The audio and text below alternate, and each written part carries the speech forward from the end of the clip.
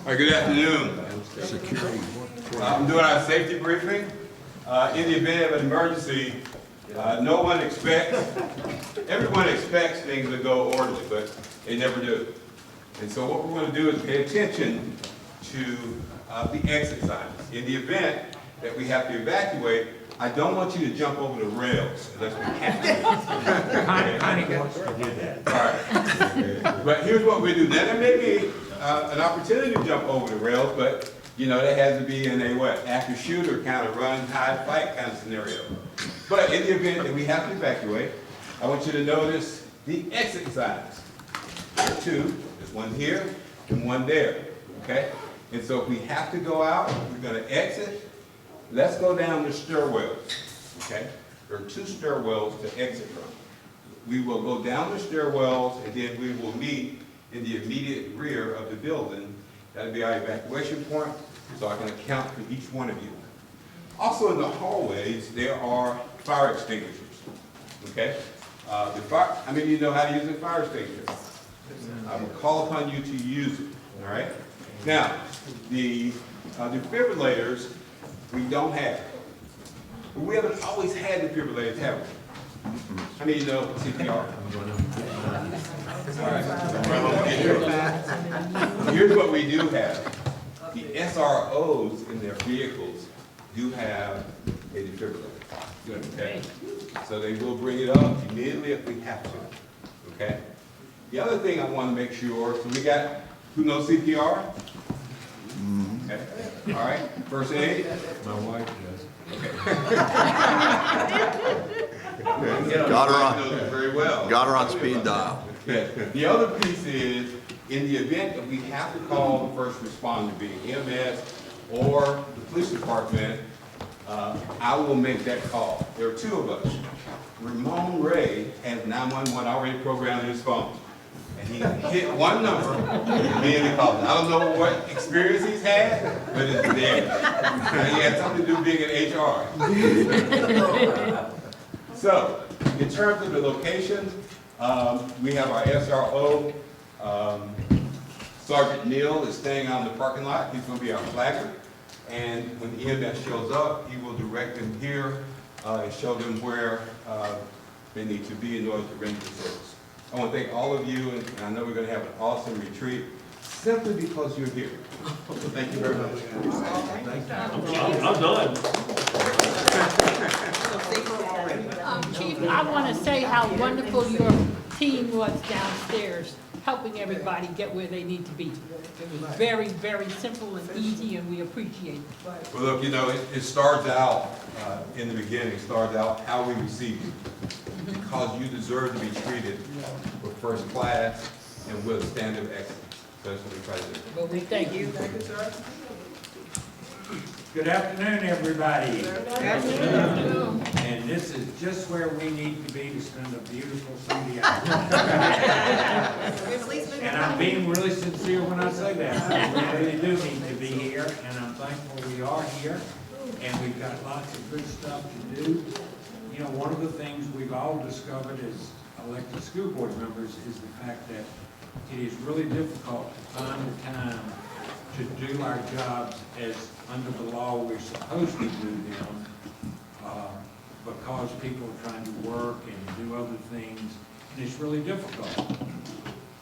So it means that we have to take retreats and informal meetings and times like that to kind of jam as much information as we can into these old planes, mile brains that we have. And I applaud what we as a district continue to try to do. One of the reasons that I wanted this retreat to be held is that it appears to me that we are very close to moving on to the next step of whatever follows 2 years of COVID. None of us know exactly what that is, but we've not ever in 2 years really been able to focus on credit recovery, on academic affairs, on those kinds of things, which is really probably the reason that most of us ran for office, to help kids be better kids. And so I look forward to us now beginning to shift our focus not from whether masks are mandatory, but from whether kids are learning to read, whether people are spending good money for e-supplies, whether we as a board are able to move as a board to support the superintendent in what she does and with her staff. So I welcome you here. I look forward to a dialogue that is exciting as we look forward to where we move next. Welcome again. Thank you. Beth? Thank you, Dr. Buck. Good afternoon, everyone. Happy that you are here this afternoon. And I joined Dr. Buck in saying that we have been doing a lot of work around just surviving. And we are now happy to just kind of be back on track. So this day and tomorrow gives us an opportunity to focus, have some good focused conversation. We have also been reading to our children and sharing with them. So I thought to start today, I would share with you what has become one of my favorites. And I will be providing a copy to each of our Vals and Sals and probably a few other students when they are ready to graduate this year. Each year we generally give them a book or two. Last year some of you received copies of Never Give Up. And so this year they will get copies of BU. And of course I will have a copy for each of you as well. It's BU, it's written by Peter Reynolds. And so I will attempt to read this to you. It's called, You Were Born to Be So Many Things. My wish for you, no matter where your journey leads, is for you to always be you. It's a message for us for this time as well. Be ready to take that next step toward being an amazing human being. Be curious. Turn every stone, ask every why, and keep digging deeply. Discover your own answers.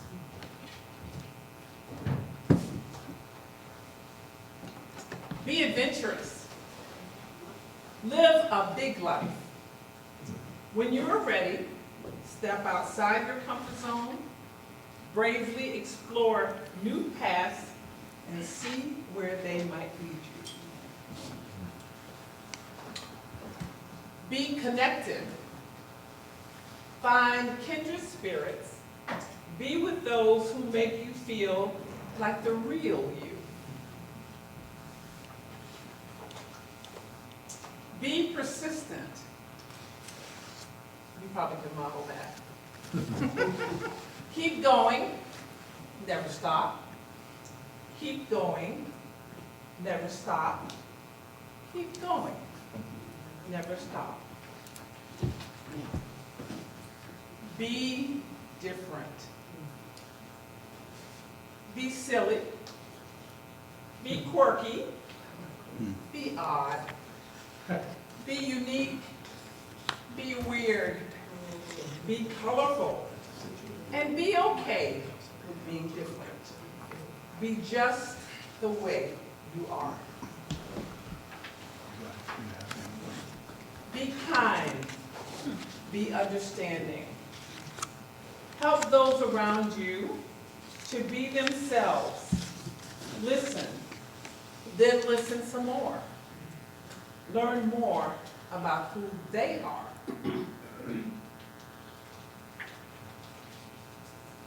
Be brave. Try new things. Take a deep breath and plunge forward into new experiences. It gets easier every time you try. Be your own thinker. Think for yourself and set your own unique course. It isn't always easy, but you'll be heading in the direction of you. Be okay being alone. Take time to be on your own. Hear your own thoughts, your own inner voice. Listen to your heart.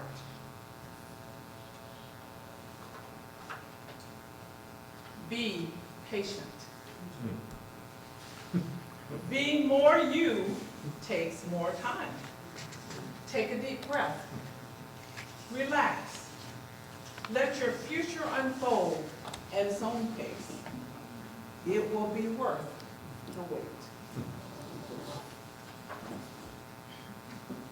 Be okay reaching out for help. When you need a helping hand, a compassionate ear, an encouraging word, reach out. As you voyage out into the world, remember, no matter what, you will always be loved. You are ready? So go ahead and be very, very, very you.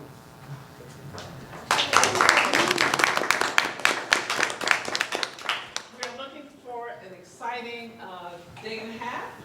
As you look at the topics, they have been very, very carefully chosen. The purpose of the meeting is to really hear from you on these topics while we will share information. It is important for us to be able to hear your thoughts and to help us forge ahead. As you see, we're going to provide additional information on the stimulus funding update. And while during the meetings, you hear a lot about, ESSA 1, ESSA 2, CARES 1, CARES 2, and American Rescue Plan. We still, because we live in it, we remember it and we think about it, but you don't always have that opportunity to live in it. I'm not sure that you want to. But certainly we want to make sure that we provide an update for you. Followed by that, we'll be looking at planning the budget for fiscal year 23, and during that time, we will try to break up into small groups so that we have some good quality conversations. And then the final topic for today is the COVID response, some updates and some outlooks. We do think it'll be a really good day for today. And then tomorrow, of course, we'll start with the long-range facility plan. It's a master planning exercise. It is not complete master planning, but certainly the beginning. Staff has already started on that. We need to get your input. We'll also be looking at workforce priorities. And then we'll round out the day with an academic update, which is really overwhelming here.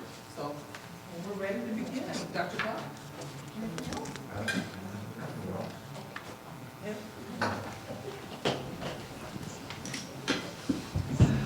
Use your teacher voice. All right. Good afternoon, everyone. We're going to talk a little bit about CARES 1 and CARES 2 first. Most of you should have received a handout in your packet. First, I'm going to talk about the graph that you received. That's really not new information. It came from a couple presentations that we've done in the past to talk about CARES 1 budget. CARES 1 budget was $10.9 million. Where we plan to spend the money early last year hasn't changed any. That is still the same. Is it on? Can you hear me? Okay. The same thing with CARES 2, that initial budget that we presented to the board last year, the $44 million, has not changed since the initial presentation. Finally got the budget adopted. So we're working on expending the rest of CARES 2. One new item, a spreadsheet that was also in the packet. It's a true spreadsheet that we, yes, The spreadsheet has SCCPSS ESSER grants across the top as of January 31st, 2022. A couple of months ago, we started putting together documents that we needed to put together, put on our website. That's one of the other requirements from the state, that we become more transparent, all school districts, that we're more transparent with how we are budgeting for CARES money and how we're spending CARES money. So this spreadsheet is a reflection of that. Most people think about, when we CARES Act, they think about the big 3 grants that we received. We actually received a few smaller grants in CTAE, and we're continuing to receive small grants as we go through this CARES money. But in this particular spreadsheet, it looks a little different than the monthly financials you get at the board. The monthly financials concentrate more on where we're spending the money. This spreadsheet lists all of the grants that we were approved for, and year-to-date amount of money that we have received for those particular grants. All of the CARES grants or CARES money for a school district are reimbursable grants. I mean, we get an allocation. The grant is handled by the Title I office. We get all the input that we can to put the grant application together.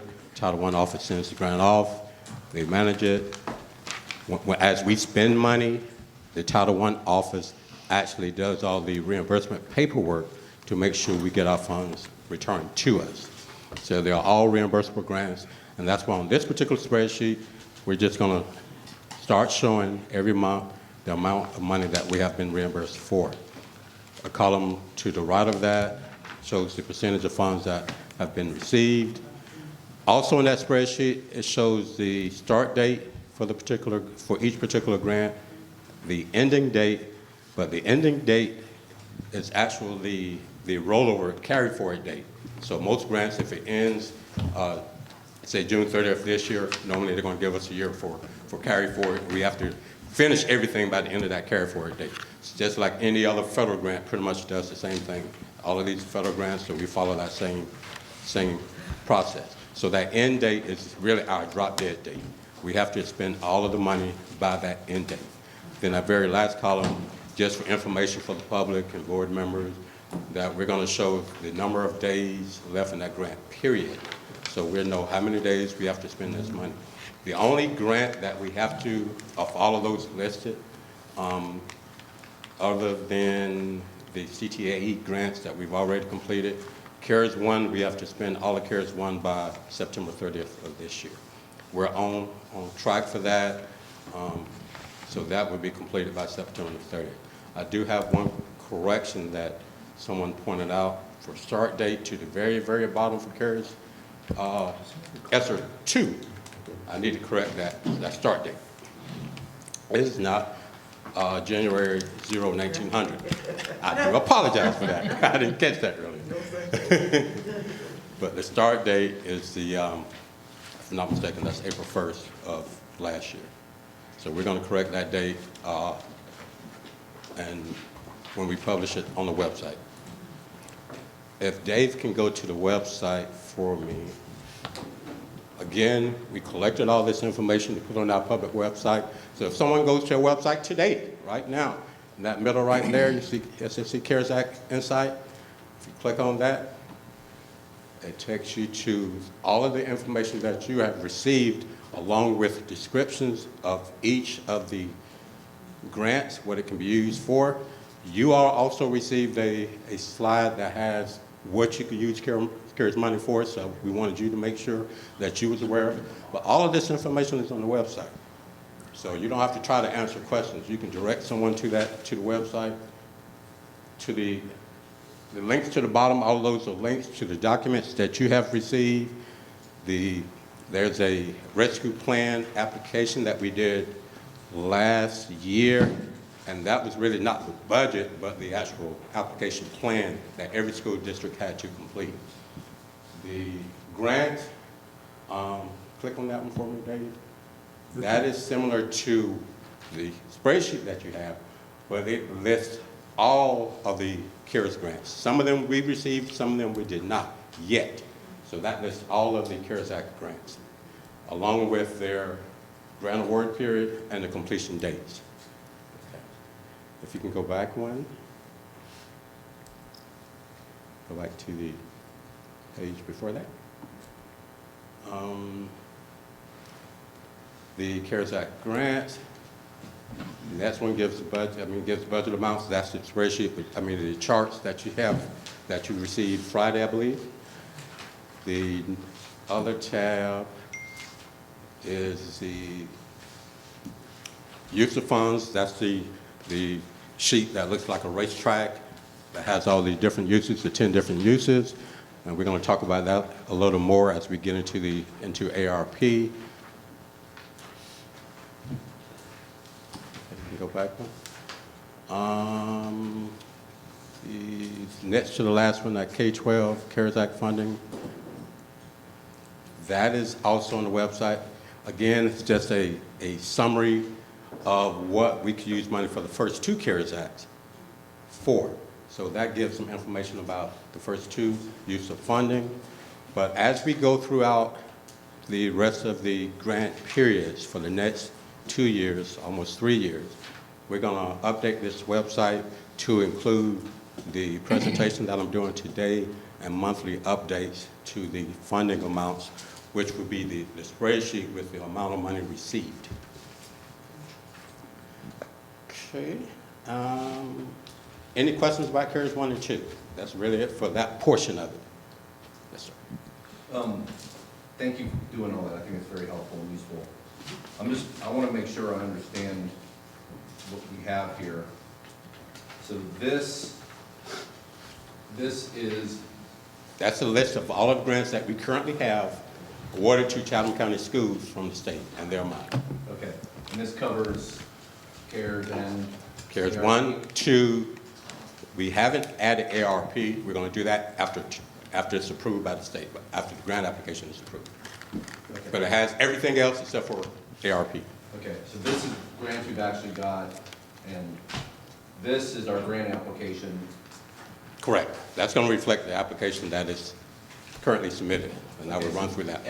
All the spending itemized in this is separate from... Correct. That's correct. Okay, that is correct. So if there's...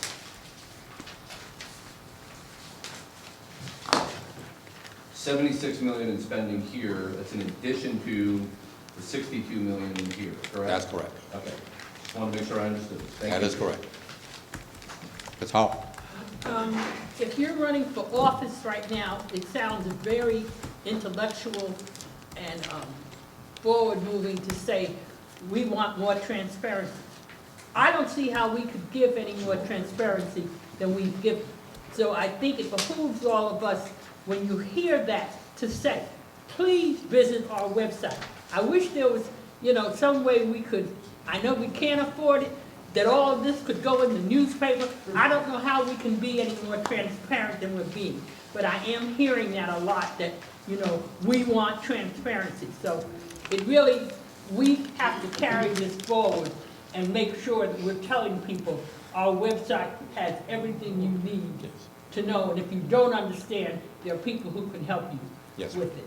And I do ask, as you get a chance to look at the website, if you have suggestions or if you get comments from someone, ways to make it look more user-friendly, whether some people prefer pictures instead of spreadsheets, anything that you think we can do to come up with a cosmetic upgrade to the website, let us know. Because some people prefer pictures instead of graphs. Charts. So just let us know as you get comments. We wanted to make it as user-friendly and give as much information as we can. Now, our process, Ms. Hall, you probably get that because our process is different from the city and the county. They receive their ARP funds up front. Then they decide what to do with it. Mm-hmm. They don't have to go through a grant application process and get it approved by a state agency like we do. So I think that's probably why you're hearing that a lot, because they have to have a whole lot of meetings, talk about what they're doing with all that money they receive. Ours is kind of reversed. We had done ours already, okay. Councilman Brown? Well, I think that, I agree, that I think that the quantity of information and the quality of information and the timeliness of the information that we're providing is really above and beyond what people expect and what they think we're putting out. But I think the fact that they don't know it is related to the way they consume information. People don't go and read all this. This is a whole lot to read. People don't want to read it. They want someone to, they want it verbal. And they think that because we're not talking about it in the board meeting for an hour, so because we're not synthesizing all this and generating it as a video report or an oral report, that is not being done, that is not being shared. There are not too many people who are doing the data mining to know that this is there. And those who are mining, they're looking for books in libraries that they think shouldn't be there. I mean, their energy is directed not to this information. Thank you for that. And one of the things, especially with ARP, I just sent the email to Brian so he can get in contact with the news press because they've been waiting on some stuff. But the things that are in the presentation, it should be give them more than enough information to put out there so people can have the gist of what we're trying to do with ARP funding. Hey Dave, you can go back to the next presentation. Any other questions by Curtis 1 or 2? Larry, I just think it's really important what he said right at the very end, that the city and the county do it, in essence, the opposite way we do it. Because I do think that a lot of people who have come to board meetings or are complaining out in the community assume all three agencies have exactly the same way of doing things. And I think anytime you get a chance, you can tell people that our rules are different from the government. Sorry to revisit this, but I just have a question about the use of our time and resources on this matter. In the beginning of the pandemic, we spent a lot of time, and when I say we, I don't mean me, I mean staff, spent time creating short videos, in case you missed it, I know we didn't start it in the pandemic, but we have these small consumable bits of information that people can use. My question that may not be able to be answered now, but my question for staff is it a worthy investment of time to create, for the communications team, to create digestible information around how Karazhak money is being used in a way to diffuse some of the non-productive time that we spend in meetings, hearing from folks who want to talk about what they think we're doing with it? Like, would it save us 30 minutes in uninformed speakers for us to have 5-minute YouTube vignettes that tell, and I see people like, nah, I ain't gonna but okay, so I'm just putting it out there, like, I do understand. Would a preemptive communications strike help with non-sensible information at the That's one of the things I learned from Dr. Levesque. Some people are visual. They have to see it. Okay. They're not going to read it, like you said. They have to see it. Dr. Levesque, you try to say something? Well, I was just gonna say, I think I spend a lot of time looking at other people's websites and talking to them. We lay out every nickel. We have reports every other meeting, what's happening with the money. I will quote a friend who is not in the room at the moment, who says, some people don't want to know. What they want to do is take their 5 minutes That's right. in front of the camera and say, you're not giving information. That's right. When my colleagues look at our website, they see everything that we've ever done on anything. That's right. And they talk about the amount of time that we must be spending giving the information. For me, I don't care what you do, for some people it's not going to be enough. But if we think it's going to be helpful to create a 5-minute video, then we'll do it. The bottom line is, anybody who can go to board docs can see every agenda, every presentation about every nickel we spent. It's not going to make a difference, but I also know that sometimes it's necessary for you to check the box and say it is there. Because we've invested a lot of time in putting this information here. You've seen this information in various forms and art, but sometimes it makes a difference when you get to see it in a chart. Fine, but We have a great communications team. They understand sometimes the necessity of duplicating efforts. We'll put it there, you can click on it. See, the other thing is that Sheila, after every meeting, not only do we send a board brief that tells you everything that happened in the meeting, but Sheila also does a video of the highlights of the board meeting, which includes information on the spending. So it's not that the information is not there. They don't want to read, and for some people, they see it there and they still don't believe it. Okay. But we will make a 5-minute video. Actually, it needs to be 3 minutes, because anything beyond 3 minutes is a waste. But we will create a very short video that speaks to where you can go on the website to get the information. Well, if I appreciate that willingness to do so, if you think it's productive, if you think it'll be helpful. I'm thinking about the people at the meeting who present, who get very little information from the people who are pushing them up to be instruments. Yeah. They're not going to, it does not appear that they are reading written material to feel convinced to come to the meeting. It seems like they are being told things verbally. If they could, if perhaps just a few people would not come and speak foolishness if they saw a 3-minute video that was the complete opposite of what they were going to come and advocate for. And I know, yeah, I'm being Pollyanna about it, but okay. But I do also think it's really helpful Yes. when people ask a question and we answered it. Yeah. We can say, I sent you a link to that information on May 22nd at 2:17, and you opened it. I think that's really helpful, because at least we can say, we did respond to that question, here's the information, again, if you need it. Because those people who have that agenda, they're gonna have that agenda, doesn't matter what you do. Okay, thanks. Yeah, and I was just gonna add to say that when a person is playing devil's advocate, you can never answer their questions. It's gonna be a question after question, is never a good answer. But when you look at with the CARES Act, the main things that we need to remember that it's a grant, and being in Title I, you don't get anything until it's pre-planning involved. Before you spend a dime, they want to see everything in full detail, as opposed to what we're saying about the city and the county. And that's something that they really need to understand. And they see tidbits of things on the news, how you have the county talking about their CARES Act, you have the city, and then with the education, they say they're not being transparent. So we just have to continue, like Ms. Hall said, just push to let them know that it's available on the website. And even once we do the many view tools, it's still going to be issues, because that's what they do. Just to kind of, if I could add to the content, much has been said already, obviously, but it's great to be able to have one point of place where you can send everyone to look for information.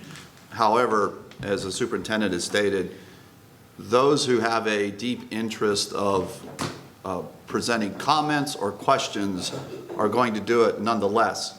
In fact, they may do it more with a wealth of information to look through and provide a position on something, which is okay. It's how we engage in dialogue.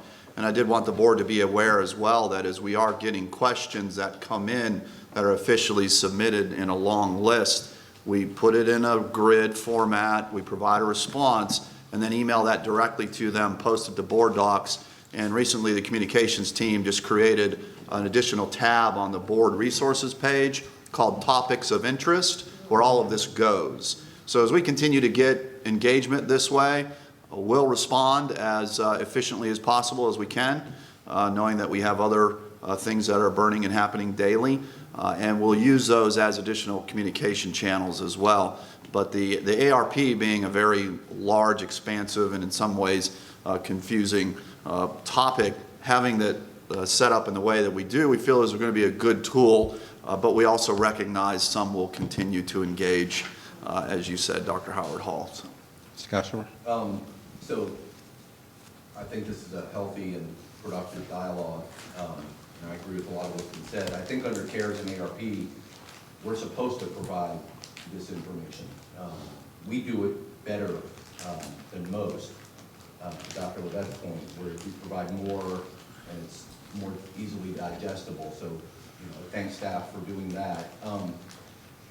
Actually, the question I get a lot is not, I don't get the you guys are hiding the money or you're not being clear. What I get is confusion because they think we have all the ARP money and that it's in the process of being spent. Right. And that's why I periodically, at my 6:15 in the morning email, I will say any update on this because I get it. and because we're still waiting for the state to approve. But I'm sure I did not hear at a board meeting 3 weeks ago when you said we're still waiting, or I forgot. But that's what I get the most of, is where's all the ARP money going? And I'm like, you don't have any ARP money yet. We have a budget. So I think that piece of information, I don't know if that's up there. About to do that now. But that's what I get the most. Second question is, we initially came up with CARES budgets, and then ARP later, a year and a half ago. And things were very different a year and a half ago.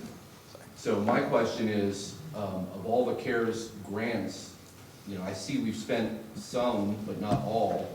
What flexibility do we have to reallocate between categories? And also within our ARP grant, I see things like $1.5 million for PPE. We submitted that 9 months ago, maybe, I don't know, but do we need 1.5 for PPE now? Can we reallocate some of that? And I'm just picking that out as an example. My question is, how much flexibility do we have, given changed circumstances, to reallocate CARES funds and to jiggle the ARP tentative budget as well? Good segue. I'm gonna go ahead and get into this, and I'll answer your question. You gave me $5 to set them up. Larry, before you go on, though, I do think, I agree with you, it's been a really healthy conversation. And though we repeat it several times a day, I do think it's important for board members to remember. The city and the county get a check up front, and then they decide how they're gonna spend their money. We must submit a plan for a projected amount of money.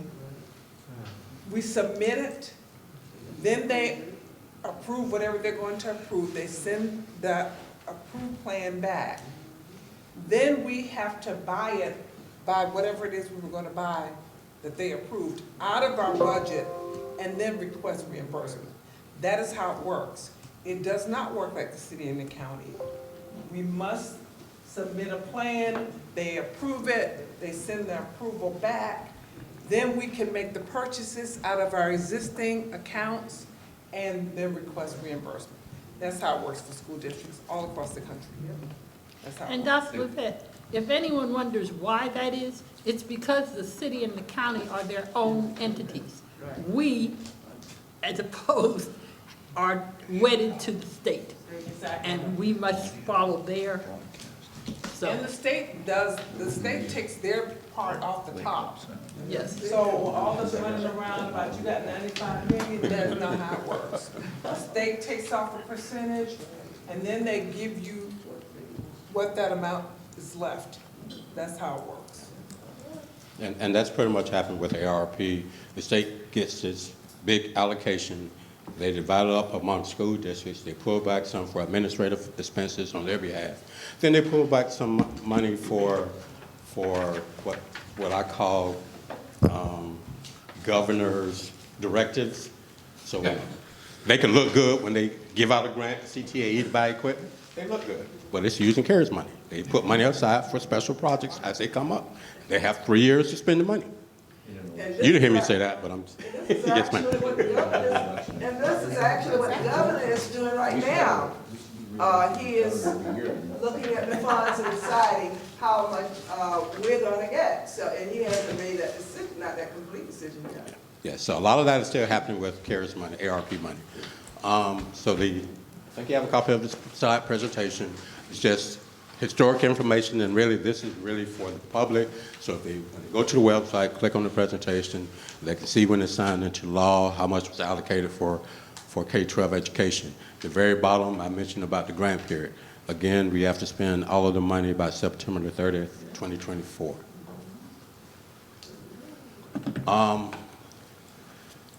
This has been a slow process because as Mr. Cashmore stated, we were receiving CARES 1, we were spending that money. CARES 2 came kind of in the middle of that. We were spending that money. CARES 1 and 2 did not have the strings attached as ARP. So when all the school districts got ARP funds, we were still trying to figure out what to do with CARES 2, get those budgets approved. So we had time to work on ARP. We were going down the road in the planning process with ARP, then we have a new strand of coronavirus hit, so we kind of had to pivot a little bit, just like all other school districts. So we made some changes around October, November to get this grant application together. As Dr. Howard Hall mentioned, we had to submit an application plan on July the 9th.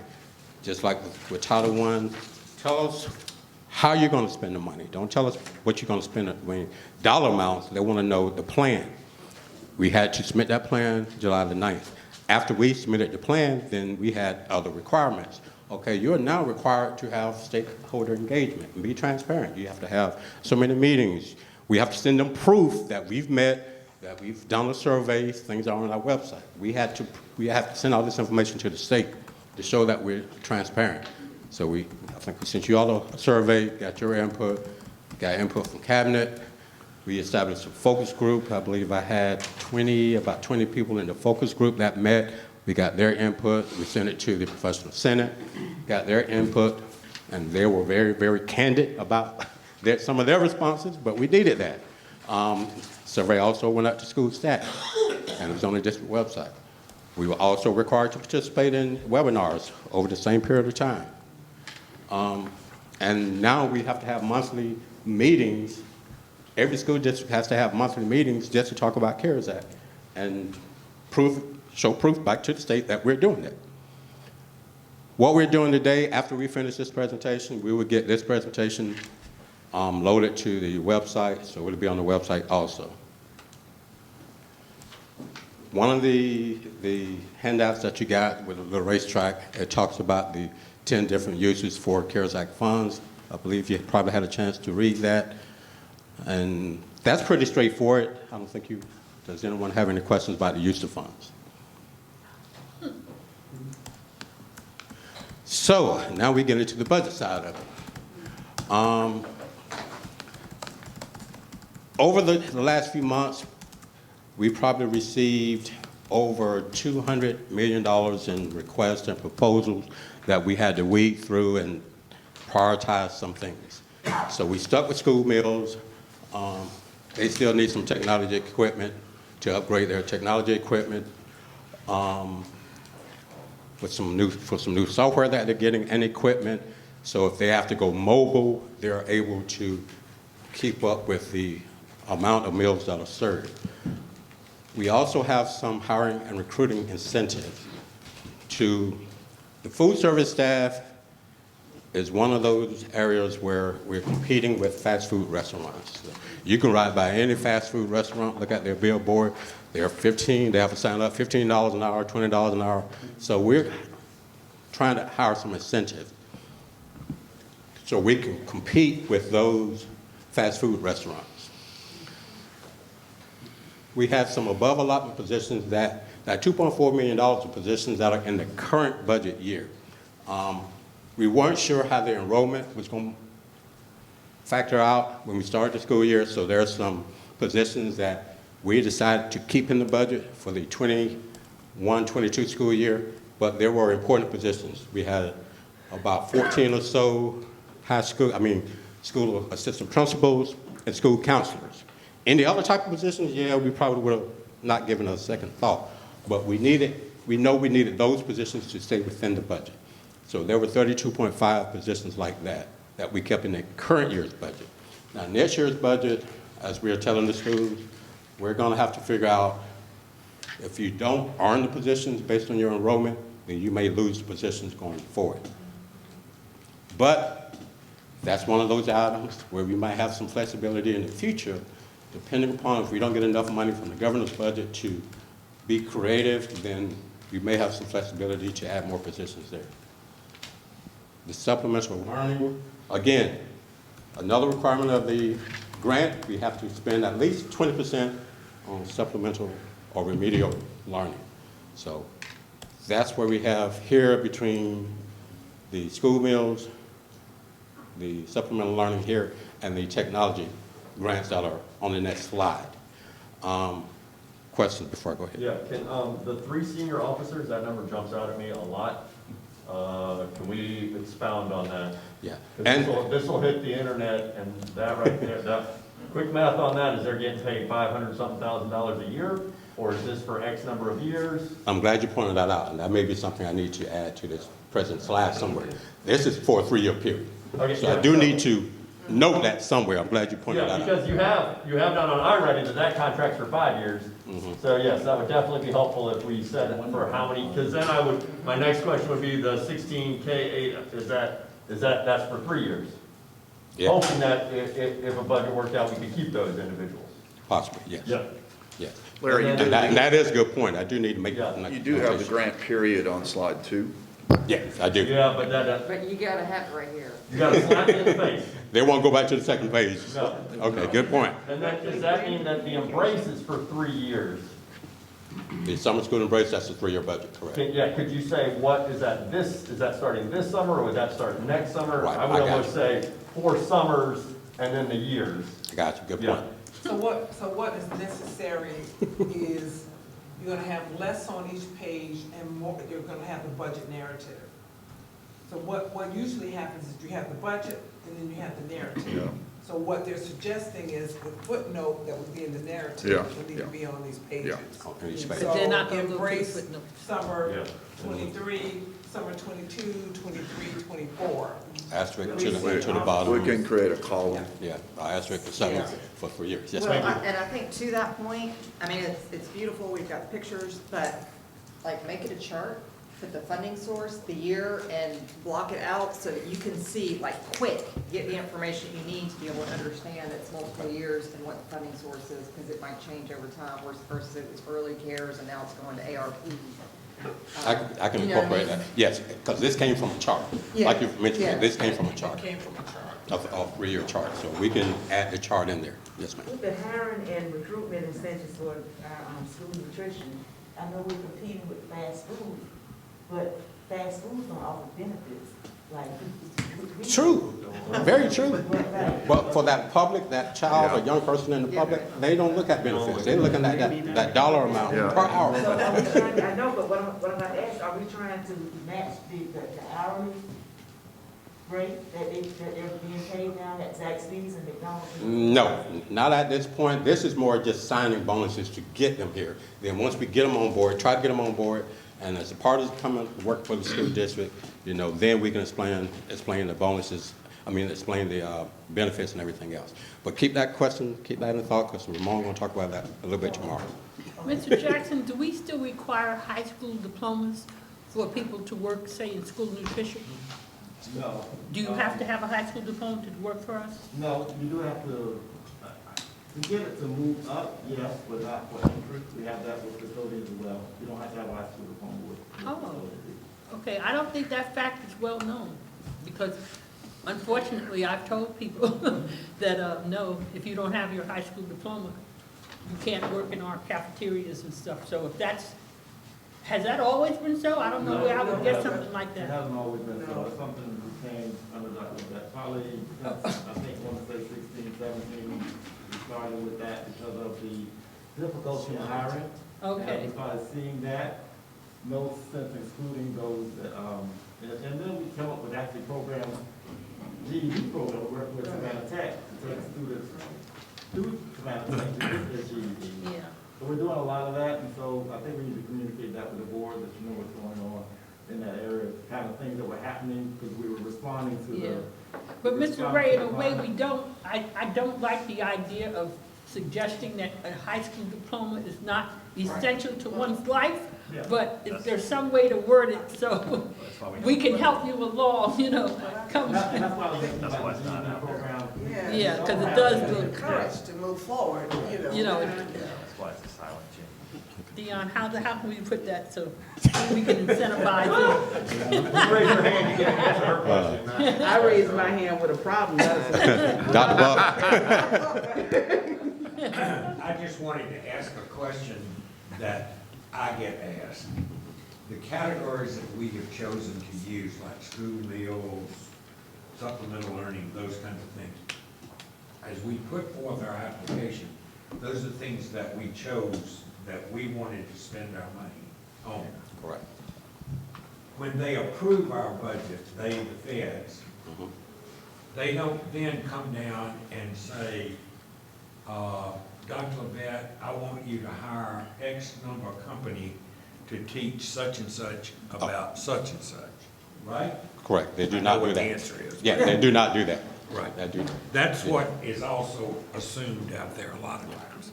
And I'm glad you mentioned that. To get back to a previous comment, for instance, we're looking at the 16 elementary interventionists. And academic affairs had to tell me what that was, because I had no idea. And they told me, think of the old school remedial teacher, reading recovery type position. But they're going to be a half-time position at every elementary school.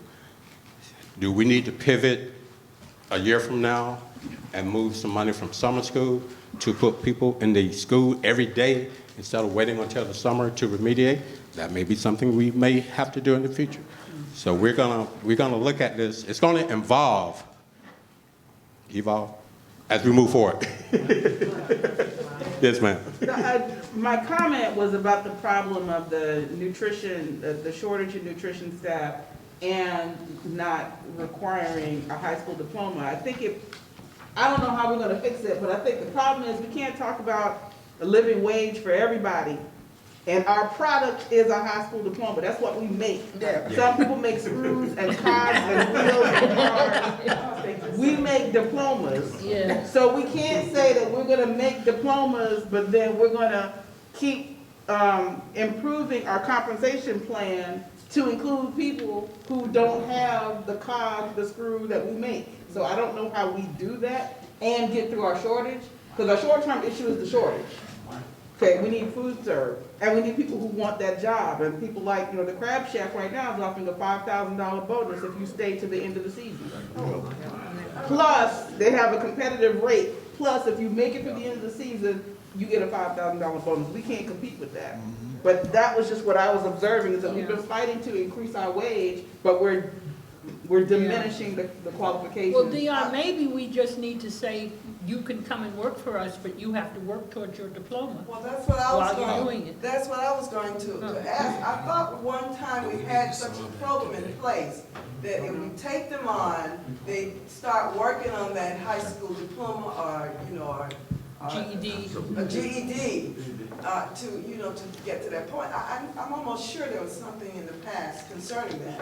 Well, there's got to be a cost associated with that, and that is not that I do not philosophically agree, but it's not topically in how we would use these funds, and it still creates an expense for us. And it's something that they have to buy into. Meanwhile, we need folks to stay and do food service. So I don't mean to get us off on a tangent. I think this is noted. We need to move on, please. Yeah.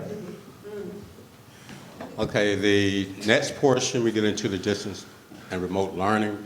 Again, this is to support the software and technicians to support the schools with all of the remote equipment that we have. I do want to point out in the technology support technicians, there's some full-time positions, some technicians that are hired, but there's some part-time folks also. But I do want to point out some of those part-time folks are interns, which are some of our college students, because we had a seminar Friday with CTAE. A lot of those part-time folks are interns from our local colleges and universities. So, but who else to get to help younger folks with technology equipment other than the people that understand it better than we do? We are spending something we didn't do in CARES 1 and CARES 2, but one of the big things, it's part of the federal kind of requirements, but one of the main things that almost every third response from the teachers and school staff was about mental health. and that's something that we really need to focus on. We're starting out with contact tracing. Unfortunately, we're still going to have to do that. We don't know if another variant is coming of COVID, so we have to be prepared. Most of you are familiar with the high school dean of students, but again, that's to deal with discipline and everything else as a result of the pandemic. We do want to look at bringing in some medical staff that helps us with the pandemic, with COVID-19, because right now, our two local experts are Ramon Ray and Kurt Hediger, but we need some medical staff to come in and work with us and contract out with some folks. Social media monitoring software, this is in the campus police wheelhouse, again, because of the rise in violence and threats on social media. There's some software that they wanted. So student mental and social support for staff. That we're looking at bringing on, creating a mental health kind of department for the next 3 years. Then that department will be able to contract out, have funds to contract out with local agencies to come in and help our students and school staff. We know we don't have enough counselors in our school district to do that, so they're going to need some help. And we can invest that into local vendors, professionals to help us come do that. Vaccination incentive, $4.6 million. That's money we've already paid out. We did that last year, the end of December, and I think we've finished paying that out now. And you kind of mentioned it on the mental and social support and having like our own mental health department. If we started here, I would like to just see it in recurring budgets, because I don't think it's going to go away. Okay. Good point. Good point. I do want to add, I know what Larry said about the vaccine incentive. Yes, it's budgeted. Just want to make sure we're clear. We're not finished with paying that out, but we are getting there. Originally we thought we'd have it done by now, and we just haven't been able to get that process because the original vendor that we used, just wasn't accurate. We know we vaccinated over 4,500, but we're still working every day. I get emails about somebody who was not caught into that. So we're still doing it. Well, and I don't want to, it's kind of a broader question, so if you want to, I can hold it until you get through the detail. I was just going to ask, with sustainability, I know that the high school dean students, student deans, they're certified to teach. So in the event that at the end of the grant, they can always, revert back to teaching. But what about the technology support technicians in the event that those monies aren't available within the next few years? The positions are being advertised as grant positions, so they know when they apply that it's a 3-year position. I think Dave does a pretty good job with the student interns. We kind of grow our own employees. Do you have anything else regarding you want to say? But I know a lot of those kids we try to keep. Yeah, we did discuss that. I think it's a buffer period where we can look at the budget long-term to make sure, because the expectation is that technology is ingrained into the instructional process and it's not going to go away. Many years ago, we were trying to get to 3-to-1 or 2-to-1 for technology equipment. We're probably now 1-to-1, or I don't know how to say the reverse, where it's like one student for 2 pieces of technology equipment. So it's not going away. I mean, and we need people to work on this stuff, because if it's man-made, it will break. Something will happen. All right, so that I covered all that there. Professional development, LinkedIn Learning initiative through the Human Resource Department. This is one of those items where we want staff to participate in some of the professional development activity that's out there on LinkedIn Learning. And anytime, for instance, we have to shut down schools and we can't get into a school building, those employees that don't have work to do every day, there's a lot of work type activity that's out there. I'm going to let Ramon explain it a little better. Yes. In addition, We use it for our COVID, I mean, we have staff that go out for isolation, not quarantine anymore that we'll discuss, but isolation. And when they're out or when they're out for daycare or childcare, there are situations where they may not be able to telework. They may not be able to, telework. So we have what's called telelearning, and that's mainly the bus driver, school nutrition, some positions that aren't able to telework. We still take them through modules that they have through professional learning. So that's still being used right now for those other staff that can't telework, but they're doing telelearning. The facilities and equipment to keep our schools sanitized and school buses, sometimes that require additional hours for that particular staff, custodial staff and the transportation staff to work on the weekends and after hours to sanitize those buses. Also, all of the equipment that they need. We bought a lot of equipment in CARES 1, but as we know, it's not going anywhere anytime soon, so we're going to have to buy some additional equipment. The second item is for, again, the PPE supplies and equipment. The third one is new, something that the state started pushing out, and they gave school districts the okay to buy the rapid COVID tests. We want to put those in the hands of our nurses, and I'm going to put Kurt on the spot to talk about that. Excellent, yes, okay. Thank you, sir. So one of the things that you'll find later in the day as we close out with an update on our COVID response, you'll see in one of the areas, specifically, as you're all aware, we've been doing athletic testing for COVID on a weekly basis, that we're shifting out of that realm, and part of that is due to the CTI numbers and the numbers that we see that we're finding weekly, and the shift to outdoor sports now for spring sports. So we're phasing out of the testing weekly. To round it out, though, with indoor sports, we noted that it's still important to test basketball. We thought it was important as we transitioned out that we went ahead and purchased rapid tests to do that on our own, or in some way in partnership with the company that's been doing the testing. But the key trigger there is owning those on our own. Now, not being able to project where the pandemic is going to be next year, or if there are going to be pockets in our area that are still a concern, whether it be employee or student-based, we thought it'd be very wise to have a line item in this budget that allows us to purchase those tests so that we can use them as appropriate. So we've learned quite a bit about that. We've also learned that to transition fully to our nurses doing it, we will have to have what's called a CLIA waiver from the state that does allow school districts to do that on their own. So we're also looking at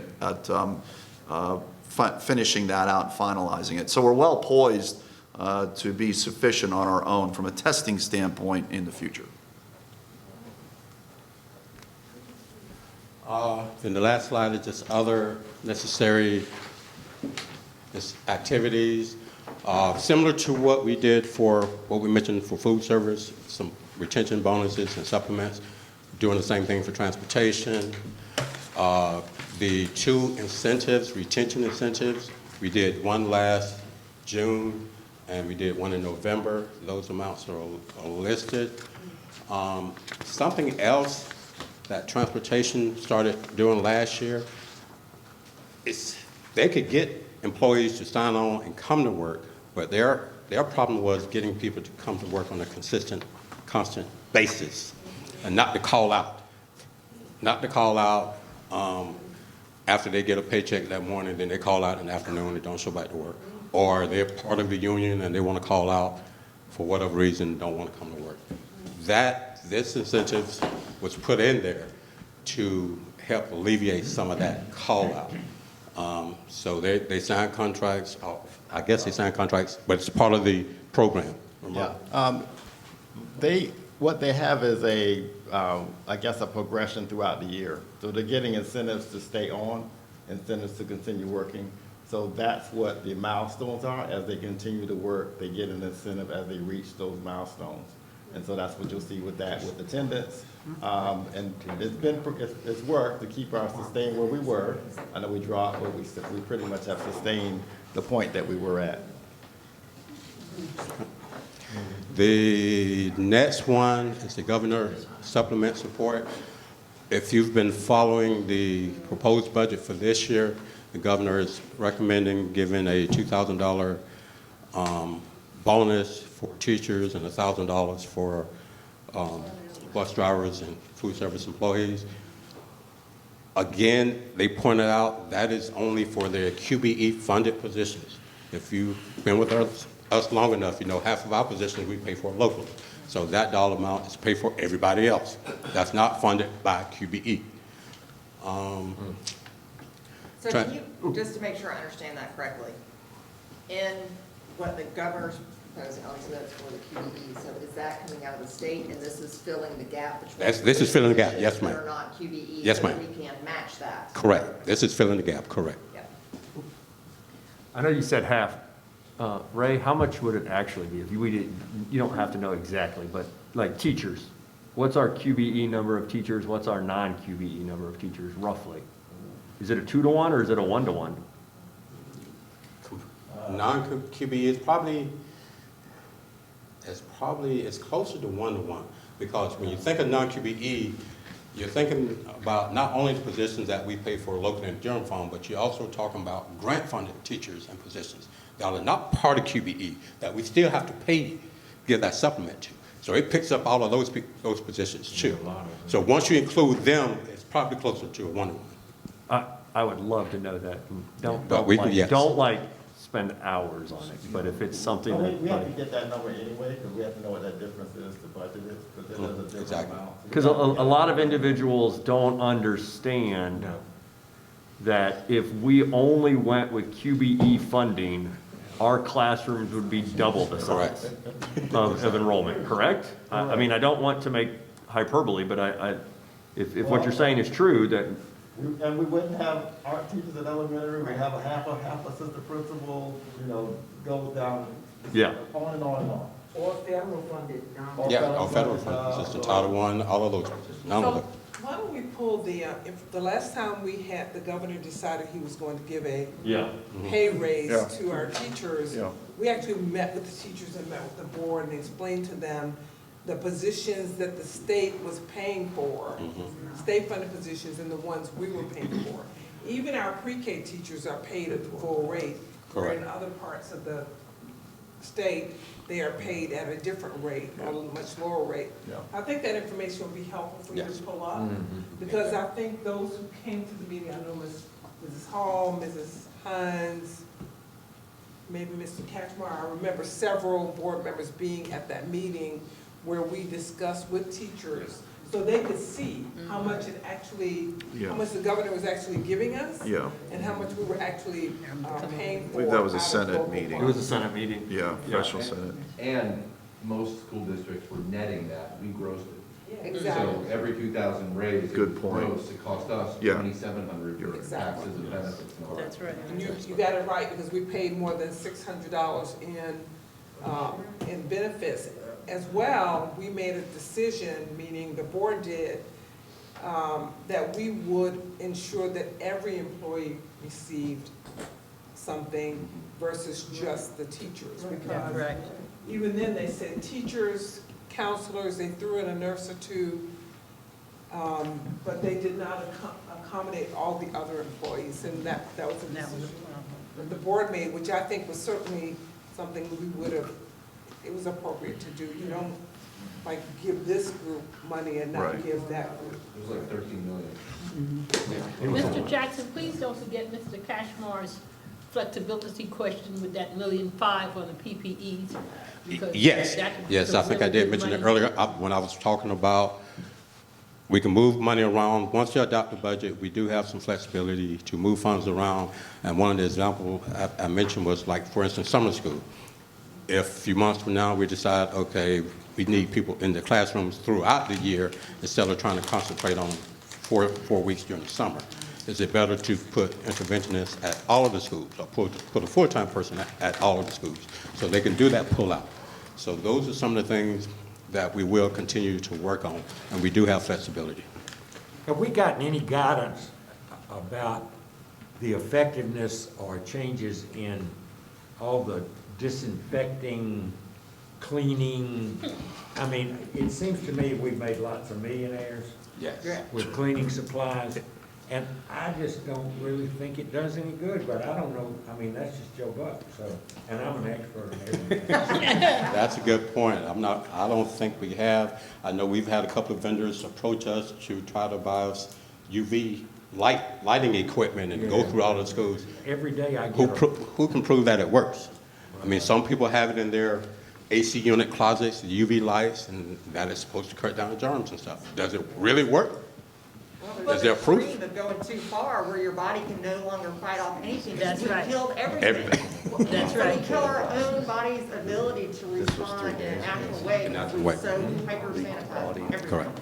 Okay, well, and here, our schools in Chatham County, and I think of this all the time, most of our schools are pretty well ventilated. Some schools are closed in completely, they don't have any air, any circulation at all. So, and then this is coming up about, should we continue to mask, whatever, it depends on, what kind of ventilation you have in the school. And that kind of helps me close out as you look at all of the items that were presented. The one area that we couldn't get into and fund was kind of the clean air portion. We had talked earlier about doing some HVAC units at some of the schools. We talked about doing some outdoor classrooms. Some of the teachers and focus group members mentioned that. But as we got into the process, and the state reminded us to keep in mind that Karazhak money, ARP money is for certain things, but don't forget about your ESPLOS program funds and items that you put in your capital outlay that's available through capital outlay grants. So we kind of reel those back in off the group, and we're going to go down a different direction on funding those. So $99 million is where we ended up with the application. Good. Thank you, sir. Yes, sir. So, thank you for mentioning the flexibility issue, because I had 2 points I wanted to raise just for thought and discussion. Number one, when we did the enhanced summer school last year, which we got a lot of great feedback on, and again, I think we did a great job with that. Well, I say we, superintendent and staff, but collectively, I thought that was great. And then we entered into last year, we took additional steps to do assessments to see where are kids, what is the learning loss, what does it look like, and then some remediation measures following from there. So last year, we were in the position of saying, we need enhanced summer school because of learning loss, but now we actually did it, and we have hopefully some data and some strategies that we implemented to help with that. So we should have a better idea of where kids are going into this summer school cycle. So the first thing is, like, when we look at the budget for ARP, my back of the napkin calculations is 1/3 of it's going directly into the classroom, okay? 2/3 is going to other things. Do we need to reallocate to put 50% directly into the classroom? Because there's a lot of stuff on there, which I think all of it is necessary. I get why it's there. But now that we've had a year of assessing kids, see what kind of learning loss there was, do we need to put more than 1/3 directly into the classroom? And are we looking at that, and can we talk about it, number one? And then number two, I know some specific programs, like last summer, we invested some funds into the STEPS program for some of our SPED kids. And are we doing that again this year? Where are they? What did we do last year? And have some, that just came to mind, but there are many different investments we made last summer. Do we need to see where those kids are, do it again? So I haven't seen much data on what our assessments tell us about learning loss and where we are and where we've invested. So that's why I'm curious about, are we updating this budget as we gather the data that we didn't have last year? Yes, and one of the things that I do want to point out that Bernadette can talk about if she'd like, one of the things they pointed out to me that we're not only using ARP money for that recovery. They plan on using more Title I money. We get money from the state for additional instruction from QBE. So now we're trying to make sure we merge all of that together and get the best bang for our buck and use all of those resources to identify what's most appropriate to remediate these kids. So I was going to also say that in April, reading on grade level and numeracy on grade level, Ms. Akins and Mr. Childress will be bringing forward that report and sharing that data with you in April. And that we have been looking at that data as we plan for Embrace. We have an assessment strategy and a system which is helping us actually develop Embrace this summer, our summer program, and tailor it more to those needs as well. And they'll be sharing that data from the K-8 perspective, and then we also have assessment data from the 9-12 perspective that'll be shared with you in April. So are we using reading on grade level, numerosity and literacy on grade level, as those are the measures we're using for learning loss assessment? So they're using, yes, iReady, they're using Okay. MAP, and then we're looking at that data as we determine the students whose needs are to be supported with Summer Embrace this year. Okay. So that we're very focused on who we serve. Skirt. based on that data. Board members, so, and then I'll leave my comments over. And this is kind of along the lines of the question that Dr. Howard Hall, I think from looking at the sustainability, because there are a lot of staff positions in here, I think it would be helpful to know how much money is allocated to staff positions, especially those that might be new, and if we anticipate using those, so we can think about, even if they're advertised as grant, it's really hard to take them away, especially if it's something we see that we need to continue doing, so just so that we can be proactive in thinking about how we budget for those things.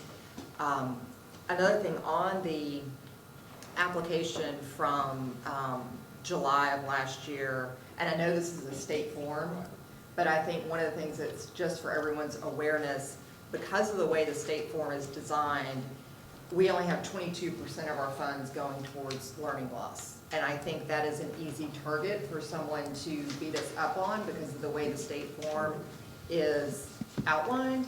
So I just want to raise awareness that that doesn't mean only 22% of the funds are going towards students or education, but I just think that's something that's important for us to think about.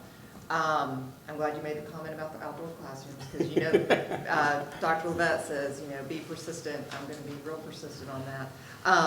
And one of the things that I think would be really helpful, and this goes beyond just this conversation, but as we look at our numbers, you know, declining in our school populations for whatever reason it may be, I would really like for us to think about how we can better tell our story almost from a quality of life, a quality of education perspective of how we go above and beyond in providing the education and the services that we provide to our students. So if the state and the Fed say, we have to be here, but we don't have to provide art, we don't have to provide band, we don't have to provide nurses, all these things, but yet we do, I think a really simple one-pager that illustrates our commitment to going above and beyond and kind of quality of life is the best term I can think of to describe it, to demonstrate what we're doing that goes beyond the mere basics of what we're required to do and would be really powerful for us as board members and for the community. Okay.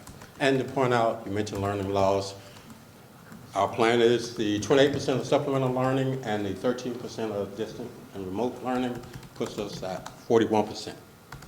That's how we're reporting it to the state. So why can't we put that in our application? Again, the application was done in July, way before we started this process. So can we make that more clear and put a cover page on this application that says, this, here's an update? Because I think if somebody goes, I think one of our speakers at our last board meeting, that this is the ammunition that was used to say, you're not doing what you need to do. We can check with that Title I staff. We probably can update the application Well, if needed. I mean, there's nothing that prevents us from also presenting the information the way we need to present it. Right. Correct. Because you look at those categories, let's just talk about what's going in the classroom. You got supplemental learning, mental and physical health. And Those are directly in the classroom. Correct. And then you look at, well, you could say school meals don't have anything to do with the classroom, but you got professional development, distance and remote learning, those are all classroom based. They're not. That's over half, that's over half of the budget. Way over half of the budget, but again, for the person who is uninformed, knows nothing about school, how school operates, except what they want to complain about, the bottom line is, even the staffing positions are there to support schools. And I will say to you with great pride, people who've been in this district knew that prior to a few years ago, if you had an emergency at a school, you were on your own. You did not necessarily get hands-on support from central office. That's not how it works now. And that's the way I was trained. And when I served in the positions that Bernadette and others served in, my job was to be in schools. Yeah, Dave, Ramon, everybody, your job is to be there to support schools, and that means to be there and be present.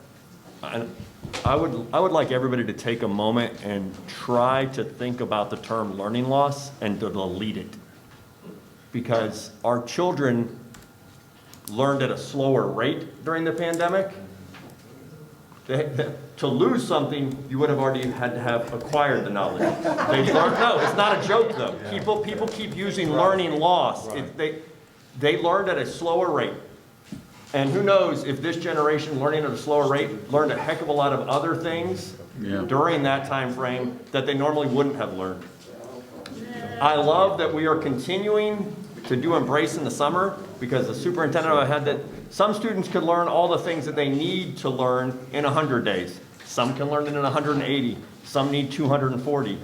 Again, we have standards that you're at this level of reading.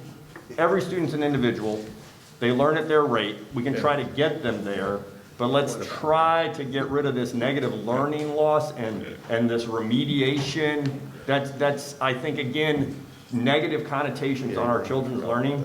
They learned at a slower pace, and definitely different across the county. And we are trying, as educators, as always, to help them learn more. I just want to say we need to move on. We've got two more big topics to take care of this afternoon. It won't take long at all. This is what made me really love Embrace last summer, because we were embracing our children where they are, and we'll continue to embrace them where they are. Yeah, That's important. sorry, I want to put a pin in this for us to fuss about it later. Because I do think there's a loss of the potential of where you expected the young person to be. And also, I think, and this may not be true for everyone, so I don't think it's the loss of what was in their head, it's the loss of what they would have gained if the world was normal. And I think that there's also, I mean, I have a son who lost a lot, who did not remember what was taught in spring of 20, and who was not prepared for what he got in 21. So there is a loss, but I think it's more of a loss of progress, and not like this academic amnesia type thing. So I think what we're measuring and talking about is different. Yeah, I got it. Mr. Jackson, if we could be more intentional, Mr. Cashmore was talking about, can more than a third go into the classroom and not 50%? I think if we make it intentional and ask the question, can we get 50% into the classroom? How do we do that? Yeah. As opposed to, could that possibly happen? Yes. If you look at the items that are in the budget, really, as they pointed out, over 50% is actually directly related to the classroom. It may not be classroom staff, but it's directly related to the classroom. All right, so I'm going to move on to the next item, and I think we're like 30 minutes behind. So I'm going to be quick, brief, but the intent is to start to get budget input. I think there would be some discussion, but I believe we'll get some discussion today. Next week, we're going to send the board members a brief survey we would like you to complete. We did it with a professional senate about budget priorities, so that won't take long. Make sure you get that next week. But most of you are going to have budget items, and if you can, after today, if you don't get them in today, just make sure you email them to us. You received a handout in your packet talking about the state highlights. I just want to start there. With the staff, as far as the budget process, we normally start with enrollment projections, November, December. I think you got a report on that in January, I believe. We then go into the staffing projections for school staff based upon enrollment. Again, that's where I mentioned that we had some above allotment positions that we funded out of the current budget because the enrollment went down at some schools and they were losing staff.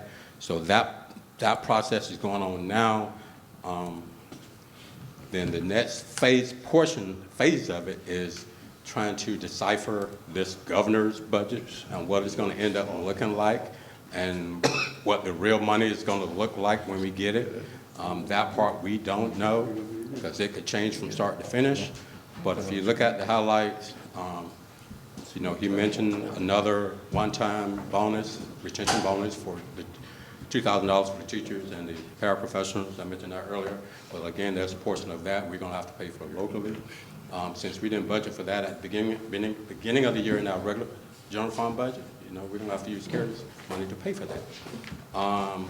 Aid, he's adding $383 million to restore austerity. Right now, our current austerity budget is $6.2 million. That's money that we earn in QBE that we do not get from the state. But if you look at the governor's budget, he has that restoration in the midterm budget and also the FY23 budget. So we're not sure when it's going to occur. Are we going to get the money in April once the budget is adopted, or we're not going to get the money until the next school year? Because if you look at the budget plan, it's in both years, same dollar amount. Then $188 million to replace buses. We probably get enough funds to buy half a bus when it's over in the bus grants. But fortunately, we use, you know, East Plaza to help us with buying some buses.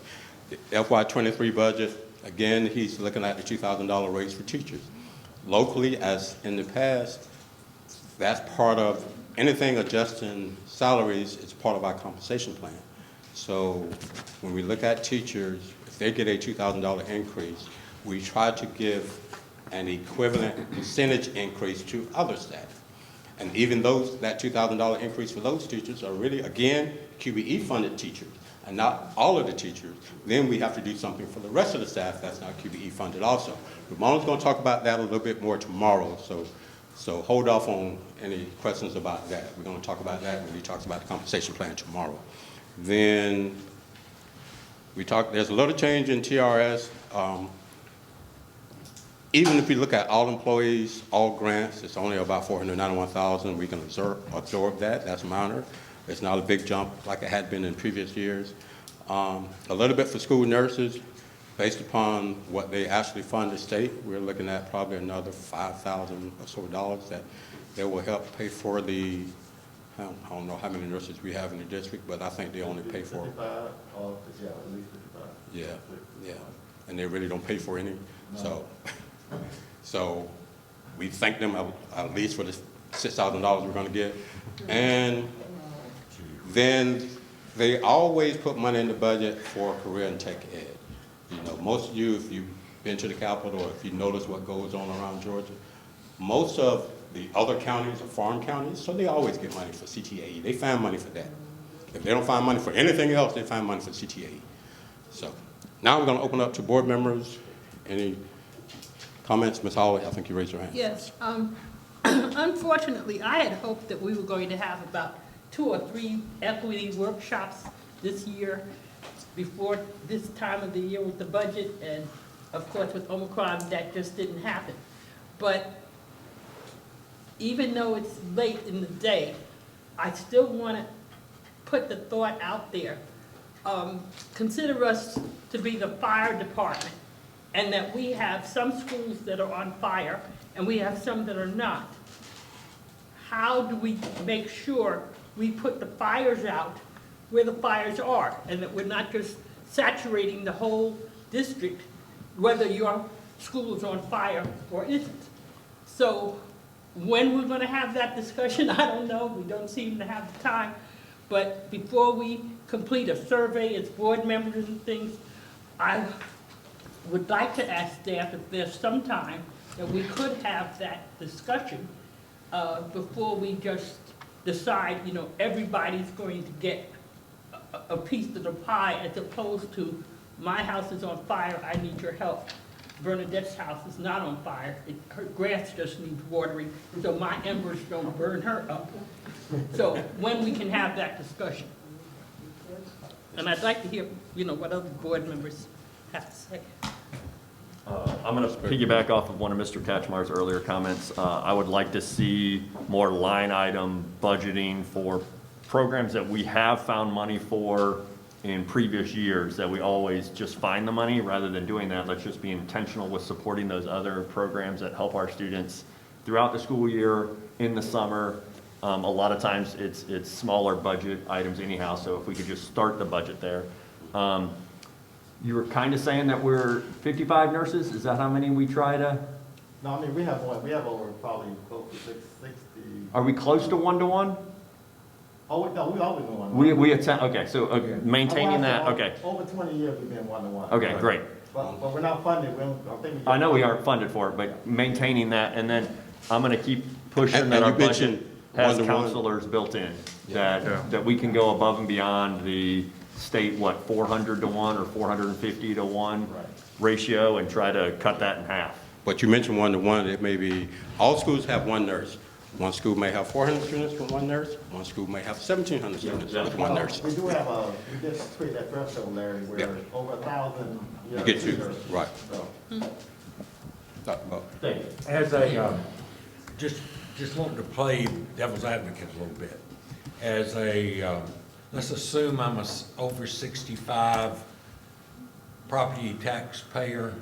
My kids are long gone. They don't even live in Chatham County. I keep up with things in the paper and on the TV news, and I see that the federal government has given $160+ million of CARES Act money for all of these kinds of things.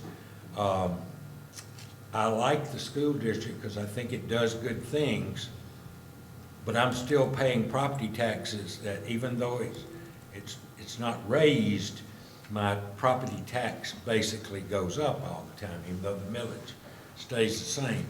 Saying that, I believe the bus drivers ought to be paid better. I believe teachers ought to be paid better. But now you're telling me that with all that money that's just come in the district in the last 2 years, and there are a lot of new positions in that CARES Act money that I just saw, you're expecting me to continue to pay what I'm paying, but in saying that, you've got 2,000 less students next year? Hadn't you learned how to manage your money yet? But Mr. Kashmar? Well, along those lines, what I was gonna say was there's 18 million in staffing positions in the ARP budget. It's a 2-year cycle. Yeah. We know we're gonna have a reduction in kids, which means less money coming in from the state. So along those lines, what I was gonna say was, to the extent we think the 18 million in positions that we've identified in here are critical for us, we should be planning for 2-3 budgets down the road. Right. We should eliminate open positions now, so that 2 budgets from now, we have the $18 million we need for these positions without having to find another 18 million. Agreed. So to the extent we're planning for 2-3 years down the road, knowing we're having less money coming in, let's have those conversations now. What are we gonna need? What open positions can we eliminate? So we're not trying to find another 18, 20 million, and it'll be more like 30 million, because our FTE numbers will be less. my concern, Yes. Science? my concern, well, to be honest with you, I've been thinking, same thing Dr. Bucker's been thinking, about people in the budget and seeing all this money, as they say, coming in, but do they realize that the money's not gonna be there always? And that we still are under COVID. We don't know whether there's gonna be another, we have another COVID virus shooting up, or some type of virus coming upon us. So, yeah, you might look at it now, but none of us know the future. So therefore, and another point I wanted to make, even though the money looks great right now, and if we decide to cut it out, what's gonna happen to the children that have lost learning? What's gonna happen to, who cares about that? Okay. Exactly. Thank you, Ms. Scott. Can I, Well, I just, to Dr. Buck's very articulate points, I think one of the things, and that's the silver lining of the pandemic, and one of the things that perhaps goes on our one-page fact sheet, is that this money has allowed us as a district to do some of the things that we have long wanted to do. Right. But we didn't have the funding to do it through the one-to-one technology, the investments in the technology programs, the teacher training that goes along with that. So we are able to move forward on many of the plans that have been in place at a much quicker opportunity. And the other part is, you know, for, I don't know for the past how many years, many years ago, you went to school, reading, writing, arithmetic, you went home. That was it. And we have gradually seen increasing responsibilities placed on the district. Not that that's a bad thing, but as we have to continue to provide more support through mental health, social emotional learning, these types of food, right? That we have 26 food pantries in our schools now that we didn't used to have, or we needed them, we just didn't have the resources to do it, or the partnerships to do it. So I think there needs to be a fundamental shift in the way in which we do tell our story, that we are more about education because all of these other elements are so critical to having an environment that supports learning. I agree. That's my response No, to you. I agree. No, I agree 100%. Who would have ever known we would have fed 3 million meals or whatever we did in the COVID years, in your neighborhood. Right. I mean, we might have been feeding them in the schools before, but suddenly we were delivering to, and Lord knows how many adults we fed at the same time we were feeding the kids. But and that's not bad. I mean, if that's what the need is, that's okay. But I agree, and I'm strictly trying to make us think about that. The story, how we tell. Dion, you had your hand up. I just wish that we would not acknowledge the inherent ageism and privilege that comes in that, because I want to say I have 0 biological children in the system. I have 0 bonus children in the system. I've been paying taxes for more than 2 decades, will continue to pay them, and there are many, many individuals who don't sit from that position. So I don't think that's a more valid perspective, just because once a year we have some older, privileged white man come to one of our budget hearings and say they preface their comment with that. And then they say, why do I need to pay this? Well, there are lots of younger people who have gotten 0 dividend from the school system who pay it happily, and I just want us to, everything you said after that, yes, that makes sense, valid. Well, just disregard everything. But that thing right there. I am an African-American woman in her 40s, and I don't want to pay my taxes. Let the person be neurologically diverse, multiculturally, disabled, veteran, LGBTQ independent person who uses the pronoun there. Got it covered. Okay. Right. So, yeah. That's problematic. That is really Just disregard the first part of my speech. We'll get our budget presentation with the buckets out again. Yes, ma'am. Going along with what Dion was saying though, okay, so I'm over 65 African American, and to me, what we're doing, we're not just educating children, we're transforming a community. So I haven't told many people this, but I literally had to have the ambulance come to take me to St. Joe's about a month ago. The people who came, they were the most caring, intelligent, helpful. The minute they got there, first of all, I was able to start breathing. And I can't tell you how impressed I was with their professionalism. These were 25, 28-year-old kids. Those are the people who we over 65 need. Those are the people I'm willing to pay my taxes for, because as we age, more of that is needed. So that's my answer to anyone who's sitting at home childless, but still has to pay their property taxes. Please tell me they were school district graduates. Right. Well, and I asked them, oh, you know I'm gonna ask them. One was from Jenkins, There you and the go. other one was Windsor Forest High. Dr. Howard Hall. I couldn't breathe, but I was asking them, where did you go to school? That's right. And we're happy that because they were well-trained. That's right. And respectful. Yes. Citizens. Yes. Who cared about their work. Yes, And they they were did. able to help you breathe. They sure So did. that you were able to tell that story. That's right. And I will say to people, when they complain, I said, tell me what person with a PhD is gonna run in Uh-huh.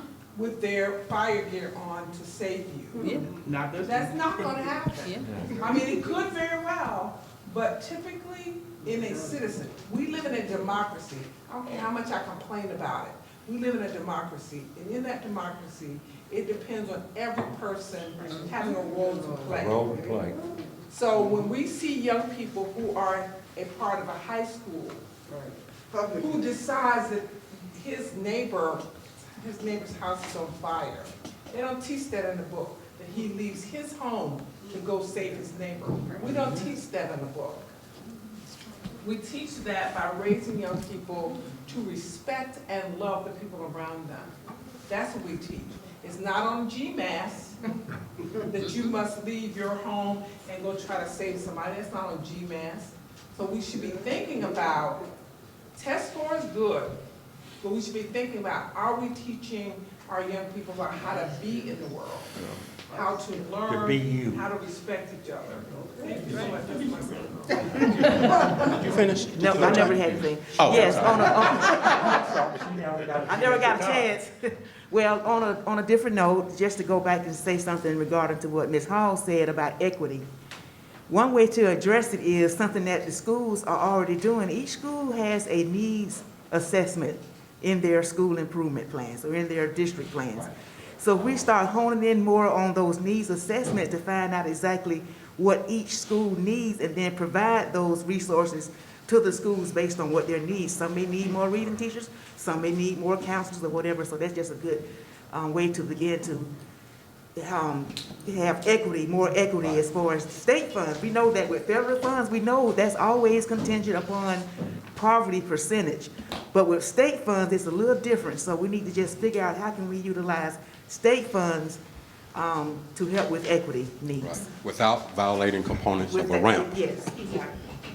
So and we don't have this now, but I'm curious about this in terms of my budget priority would be for counselors, as has been mentioned, social workers and counselors.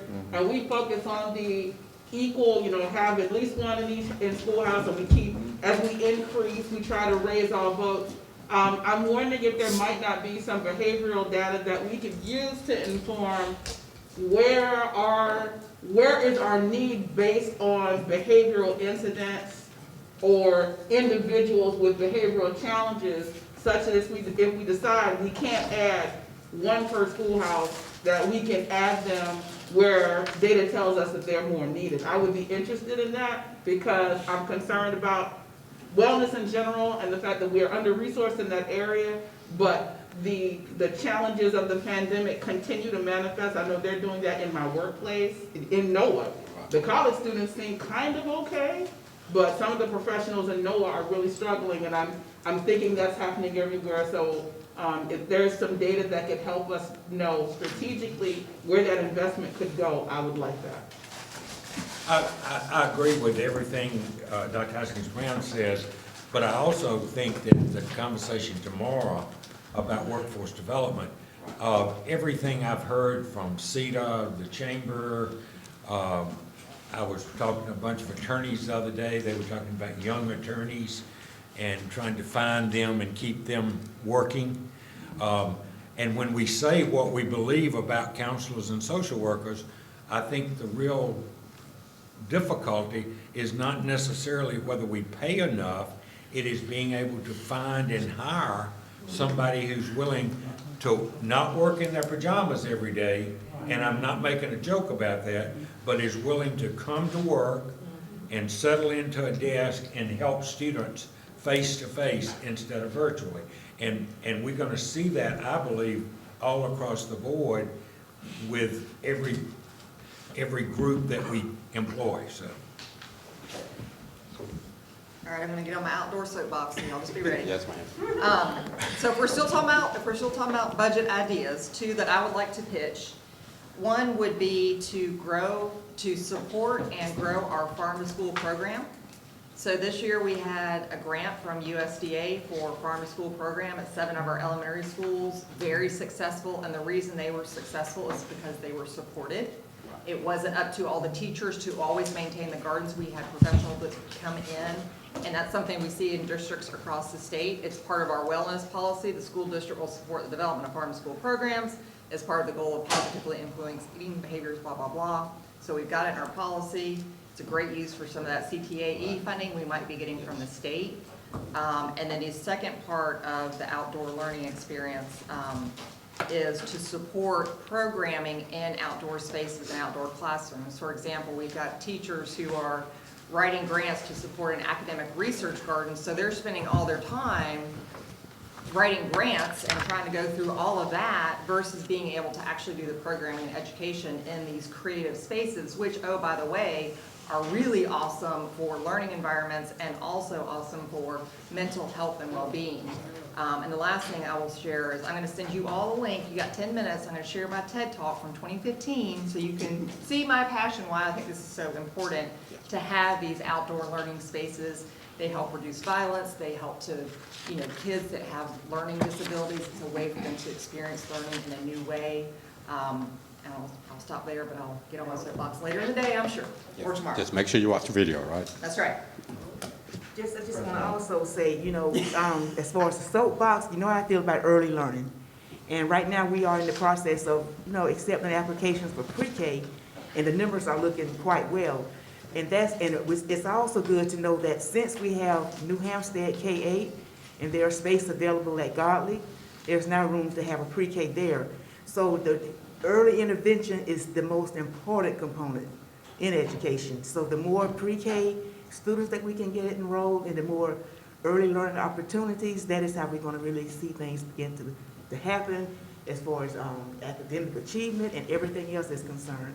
And also with books, with our million book campaign that Dr. Levette had a couple of years ago, that is just the most important component to have because these children need books in their homes.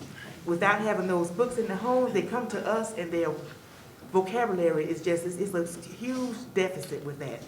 So as far as another way to put, when you're developing your budget to find out how to expend it, how to use those fundings, we've got to have more books available for our students.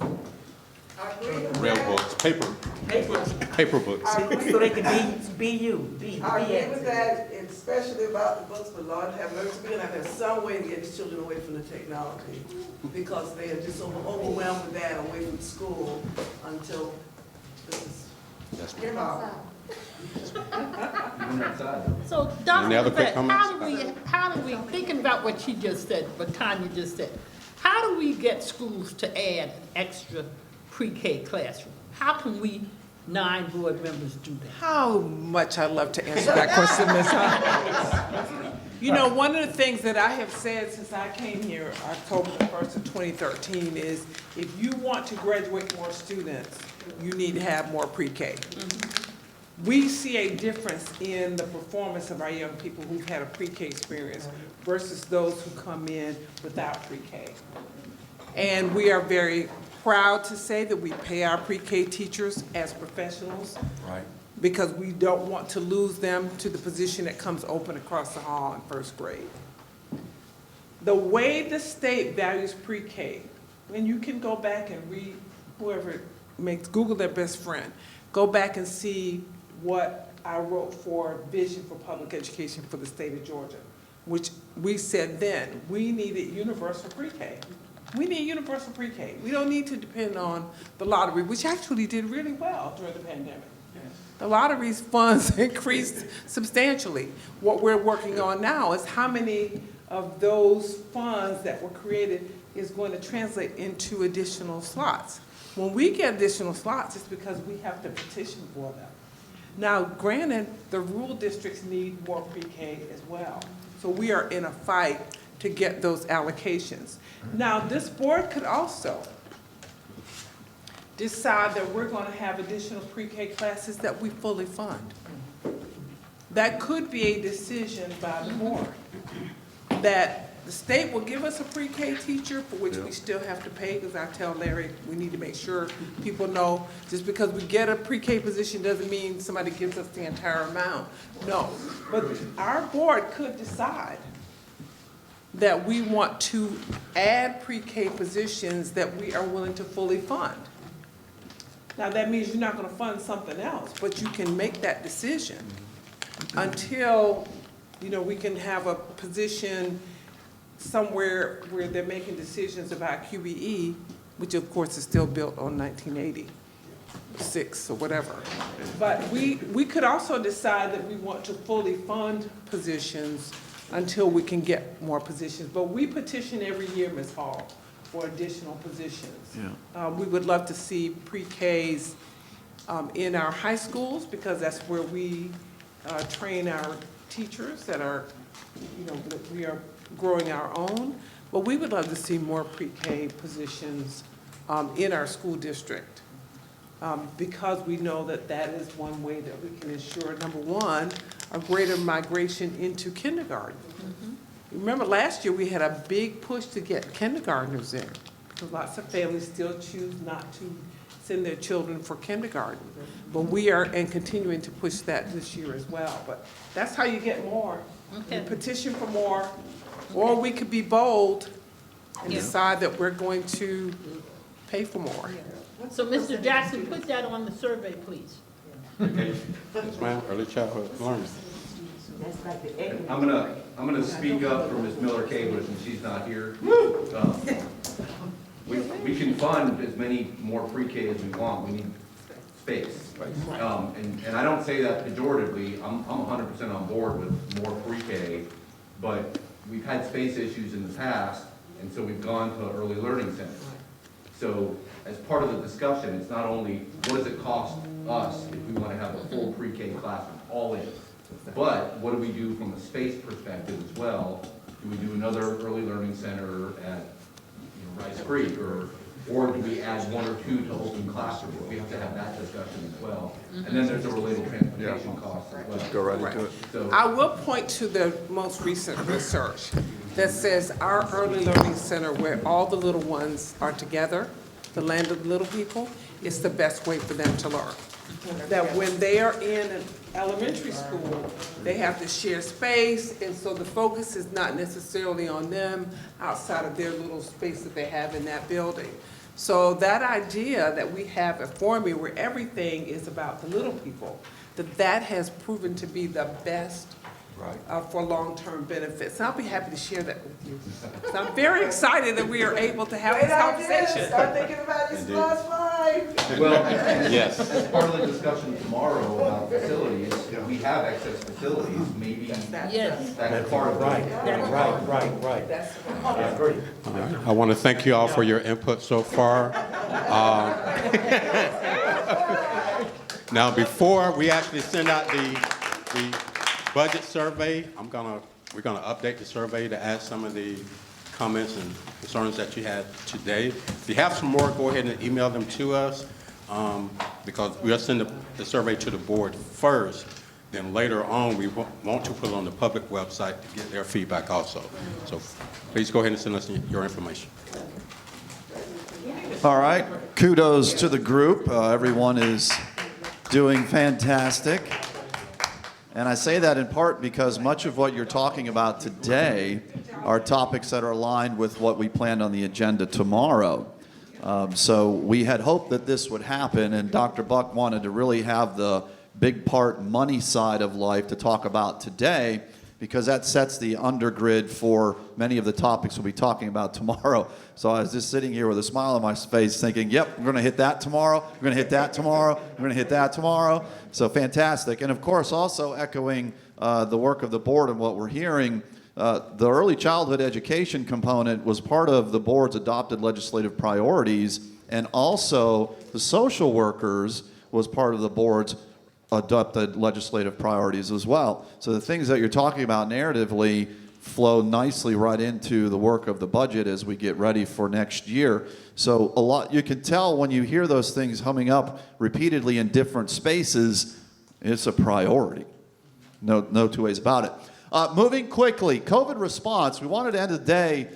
Time out? No, just tell them if they need it. Oh, all right. If anyone wants so the board president asked we keep it rolling because it is 4 o'clock. But if you need a wiggle break, you got to get up, shake it out a little bit, maybe respond to an email or an important text message, or otherwise, please feel free to do. But we'll move forward into the presentation. This is a co-presentation. Mr. Ray is going to help me out, as well as Ms. Bernadette Paul Oliver. So we're going to move through the slides fairly quickly. It is important that we want you to know some of the things that we've done recently, as we have been doing some very quick pandemic pivots, is what we typically call it, as we adopt and move through the elements of the evolving pandemic. No two ways about it. The pandemic is still there. There is still COVID in the community. There is still COVID in our schools. We are finding it, and we deal with it appropriately.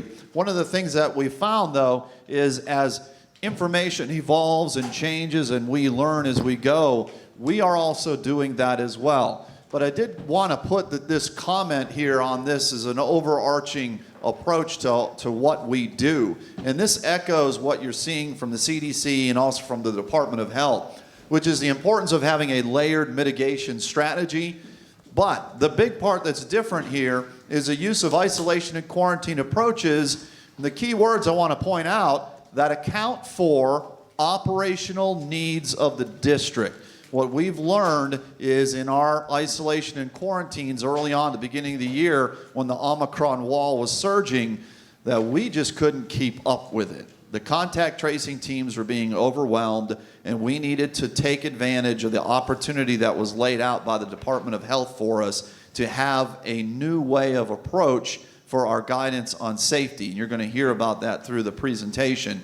So that's kind of the overarching comment and statement and guideline right now on where we find ourselves here on February the 20th. And much of this work has been going on and started out back in the middle part of January and led into February. The final thing I'll say is, but get ready to give it to Mr. Ray, is he's going to talk to you about the numbers so you can get a sense on what we all know is in the community, but more so if you're paying attention to what's happening in our schools, as we're very transparent about that, and we put that up every Tuesday for everyone to see. But some folks have said, this is what the CDC, or this is what the Department of Health is saying, this is what my medical person is saying, and we say, well, we have to account for 43,000. So turning the boat is not a 90-degree shift, right? These are slow turns. The superintendent had tasked Ramon and I at the beginning of the year to take a very close look at the new guidance that came out from the Department of Health, which we all know there was some shifting going on at the last week of December, which brought us into the new year. And we have modified much of our guidance on that. But we were very thoughtful about it, and we didn't do a quick stop, pivot, or pull the rug out and make an immediate change. It was a gradual change that we looked at, and we got a lot of feedback. And I must tell you, some of the best feedback that we have is from our Principals Advisory Group. So when you want to know and get an idea if a plan is going to work, talk to the folks on the floor and on the ground who are going to input it. And we've had multiple conversations with the Principals Advisory Group and the whole group of principals to get us to that shift that occurred on February the 8th. So with that being said, that kind of puts us on where we are at today so that you're fully informed on the work that we're doing in our schools. Mr. Ray is going to take you through the numbers right now on what we've been seeing. Good afternoon. I think this is just an update of where we are. As of the 11th, Friday the 11th, we didn't have the data for the 18th at the time that we were making this. But you can see where we are at the time. You can see that our positive students have gone down. We were over 1,000 positive students earlier, and I'll give you a little bit of data on that in a second. So you can see the 4-week comparison report. You can see where we were. So going back 4 weeks, starting with January 21st, you can see what our numbers were.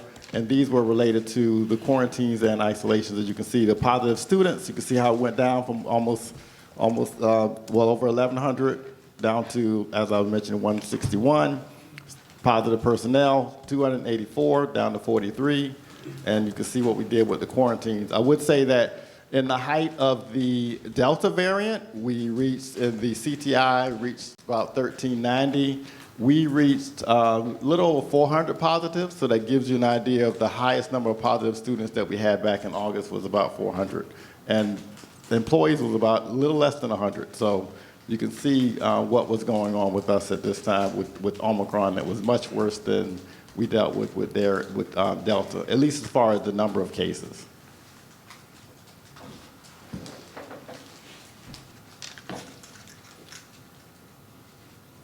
And this just gives you a different viewpoint of it. Cases by week, you can see the graph. And if we had the graph from last February in this, you see it was similar. We had that spike in last February. If you remember a year ago, same thing kind of occurred January, February. So it seems like it's about every 6 months. So I think we just have to see how it goes as far as the next variant, but that's what we're looking at. And you can see where it's dropping now.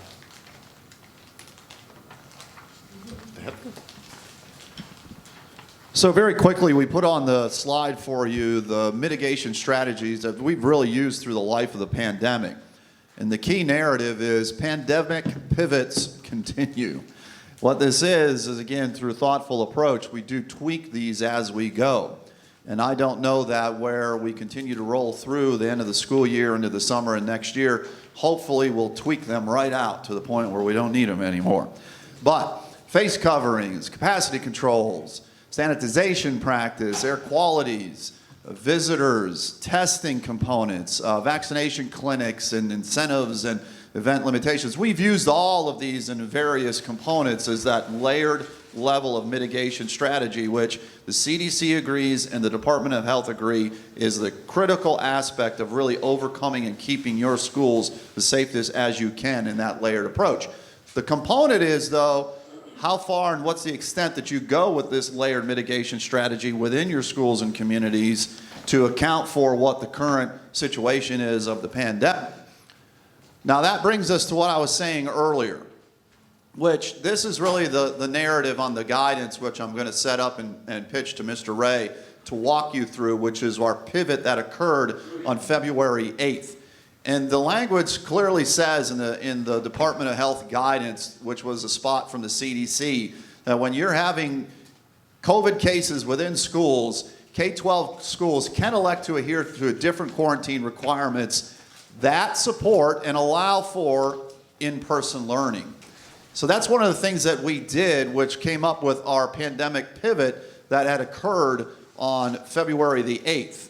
Now, the board has been provided this information is also online. It's also been provided to all of our schools. And I'm going to ask Mr. Ray now to take us through the next 2 slides to explain about the pandemic pivot and what it means.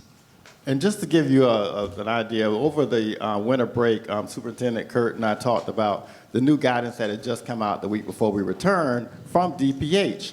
And we saw that they moved to 5 days from the 10 days. And what our thought process was at the time was there's no way. Remember, what we have to do as an institution is to also make sure that there are 200 people that are out there. When you talk about principals, assistant principals, more than 200, and the contact tracing teams. There's no way to get that information accurately to that many people in that short a time. So what we thought was we would be having a 10-day period, we'd come back, and then we'd follow the CDC guidance. What changed was once we started talking with our principals, we realized what was happening in the schools. It wasn't the same as what we were finding that we were hearing from DPH and CDC. In that, many of the positive in one school, all of the positive teachers were fully vaccinated and boosted.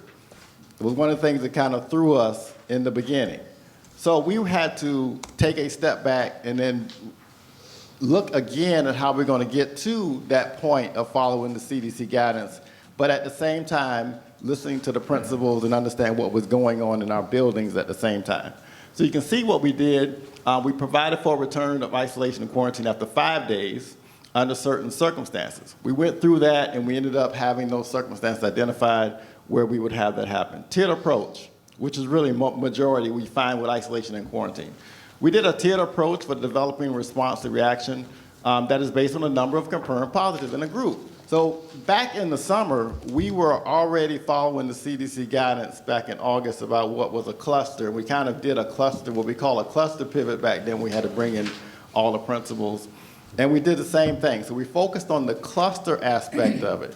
And a cluster is a group. A group could be a classroom, could be an office setting. And so within that office setting, we have the restrictions of, or positive students that I'll get into when we get into the next slide. And I'll show it to you right if we get to this next slide. But you'll see the quarantines are primarily targeted in the cluster groups as I just mentioned.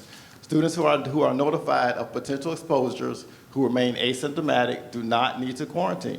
This applies to school-based exposures outside of an identified cluster group, non-cluster situations. So this is what we did. And we had, it was actually after the board meeting, came up with the idea, let's create a chart. We talked about it and talked through it and said, oh, we can create this chart at the last one. Here it is. Okay, so we made it simple. And so everybody can see. First positive, with exposure, there'll be a notification to the class. Originally, we had all the way down to 12th grade, but we realized the problem that would have occurred when we talked with high school principals was the number of notifications that would go out so many times every day that it would be noise and that nobody would pay attention to it.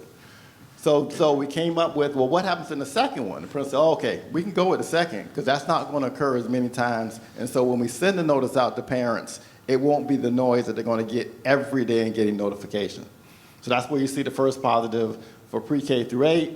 Second positive is pre-K through 12. Once we get to the third positive, we also had a change between our guidance in that we were going to do 3 positives at 10 days.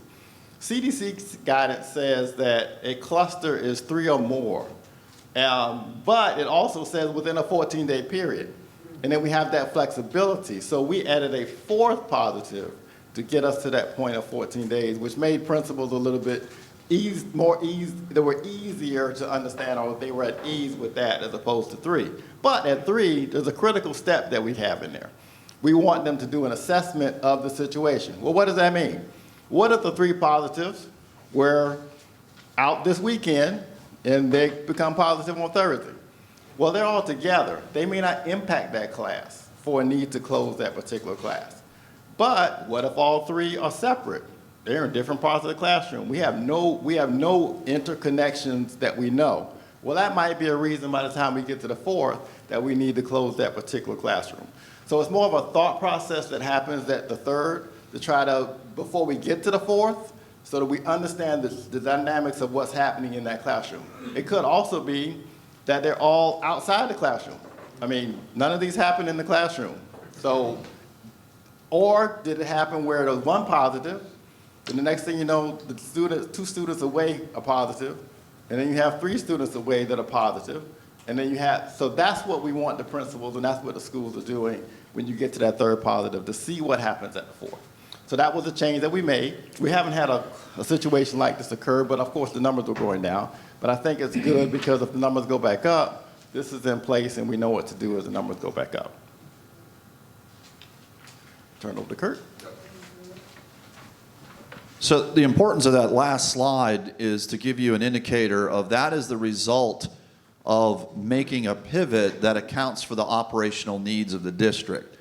And to allow the district to continue a commitment to in-person learning with the level of safety involved in the event that you have COVID cases in your schools. So, as Mr. Ray said, it's the cluster component now. But we still do have contact tracing as a possibility in the way we broke out this tier. So it didn't 100% go away, but it raised the burden off of schools who are dealing with it when you get a singular case, which could really be isolated and not as widespread as what might happen when you get into a cluster situation. So watching the numbers closely were the indicators off that tier component that allowed us to work that way.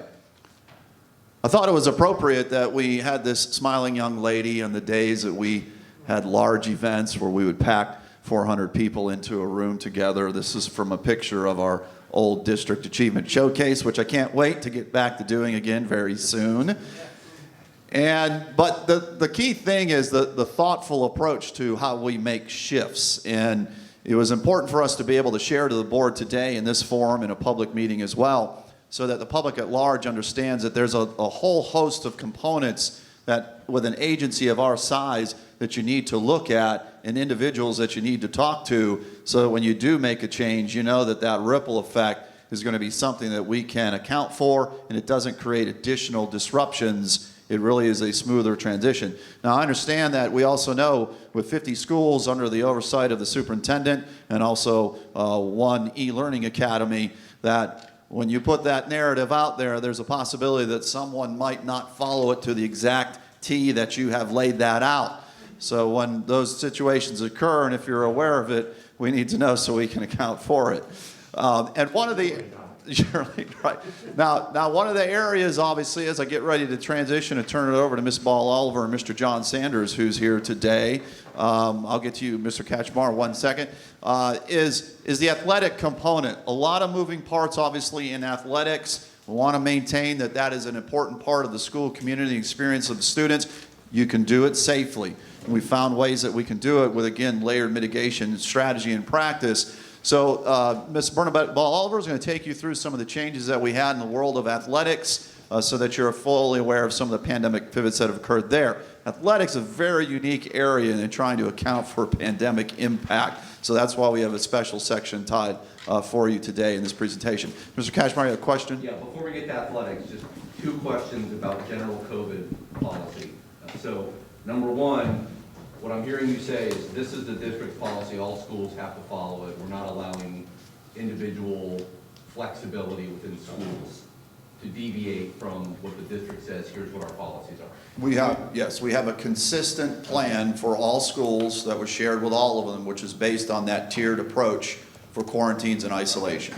And then second, are we looking at what we're doing day to day in the schools that causes some of the clusters, that, you know, where are the hot spots where we continuously see cases? I think I said in an earlier email, you know, the feedback I get from parents and teachers and students is we're going through school, we're, you know, social distancing in the hallway, we're washing our hands, we're wearing masks, and then 15 of us sit in the classroom and eat lunch with our masks on. That's a place where maybe COVID is spread. I don't know, that's an anecdotal statement. My point is, this is all responsive. Are we also looking at things, and I know athletics, we're getting into proactive strategies, but are we doing things to analyze where some of these clusters are arising and try to mitigate those? So yes, and we've had a couple of those cases that come up, and so then that creates opportunities for principals once they realize that to pivot. So we've had some that had to pivot their cafeterias for that very same reason, because they realized it wasn't happening in the classroom, but it may have been happening during the lunchtime when the students, as we allowed them back into the lunchroom to eat. So they've been looking at that. We also had a situation where they had to look at the interaction in the gymnasium to see was that contributing to what we saw. So, and then we've had some that have occurred with 4 where they realized it's not necessarily a cluster that's school-based, it occurred out in the community, and I don't need to pivot the entire classroom because those 4 students are right there together. So we have done that. I think the new guidance that we have actually allows for us to do that in a better way than we might have been doing before. And so athletics.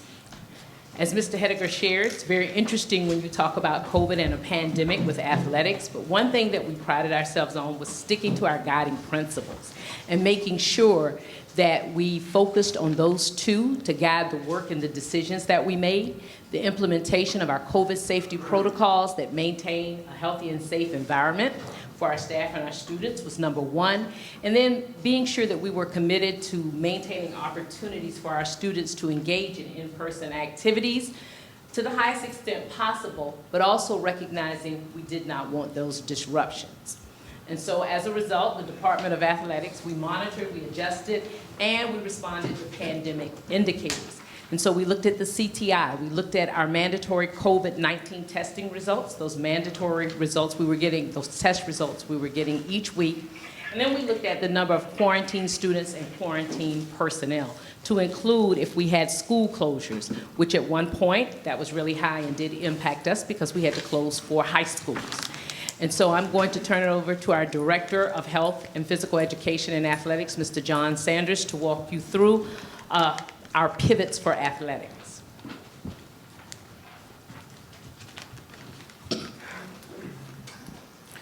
Thank you, Ms. Ball Oliver. Thank you, Ms. Ball Oliver. Good afternoon. Thank you all for the opportunity to come today and share some information about athletics. We are proud that we were able to continue to participate in athletics and give these kids opportunities to play not only at the high school level, but the middle school level, and to give them those experiences. I know we've had some ups and downs this year due to the fact with COVID, as the numbers that we've talked about with what we're doing in the schools. So we're just going to go over kind of what we've done this year, starting with the fall and some data that we put together. So in the fall, for our athletic events, we required masks for entry. Indoor events, they were required to wear them indoors. Outdoors, it was required at the start of the year just to come into events with their mask on. Capacity limits were set, 35% for indoor activities. Concessions were allowed, prepackaged items only, so they couldn't, some of the schools did a real good job in the past of cooking fish and french fries and having some real nice meals there for people, but we wanted to make sure it was safe and still give the schools an opportunity to bring in some revenue, so we did prepackaged items only. And teams played their regular season schedules. They could play their region schedule, they could play non-region schedule, they could travel, do everything that they had done in the past. So we ended up having some game cancellations, which caused some things later. We'll get to that in a minute. So on October 18th, we had some of the numbers went down, so we were able to open up some things a little bit more. We increased capacity a little bit. Still allow concessions, mandatory COVID testing we started, and one of the reasons we started that in October is to get the schools and the kids prepared and to understand the procedures, because we knew as we moved into the winter sports, being mainly indoor activities with basketball and wrestling, that we were probably going to have some issues because we're all inside, where most of the fall sports or several of the fall sports were outside. So we ended up having some cancellations. High school, we had 9 football games canceled in the fall. We had 13 volleyball games canceled, 19 softball games canceled, and 2 middle school volleyball games canceled, specifically due to COVID. Okay, great. So as we got through the fall and moved into the winter, when we came back from Christmas break, we noticed that we were our numbers were increasing, Omicron was coming around, so we kept our capacity limit at 35%. We were concerned about cheerleaders because last year in the gyms with basketball, we had some issues with cheerleading because of the way cheerleading is done, standing close to the court, trying to isolate them or socially distance them from the crowd or from the players. We had higher levels of contamination then. So we postponed the cheerleading for 10 days as we continued to monitor the data, and we reduced the capacity of our guests at that time to 2 guests per athlete. I know we have 35% up there. So we started at 35%, we dropped to 2 guests, and what we did, it was kind of difficult to manage that because we had to have a guest list. Our athletic directors and schools did a really good job of doing that. They sent a guest list to the home school. Each kid had 2 people on that list. Those 2 people were able to purchase a ticket and come in to be able to watch their kids play. We thought it was important to be able to give those people an opportunity to watch their children participate.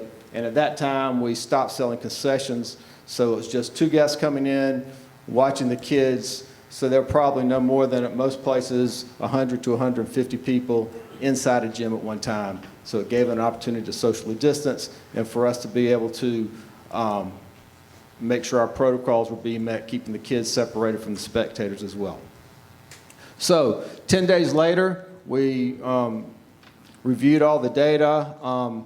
It continued to rise, so we had to make a decision on if we were going to continue our same protocols. So we decided that we needed to shift a little bit, seeing that at the time we had 4 teams playing, basketball teams planning to go out of town, 3 to Augusta and 1 to Atlanta on MLK Day. They have some tournaments that they were going to participate in. So we were worried about their exposure because those activities, they didn't have any COVID protocols. So they could fill up a gym, they weren't wearing masks.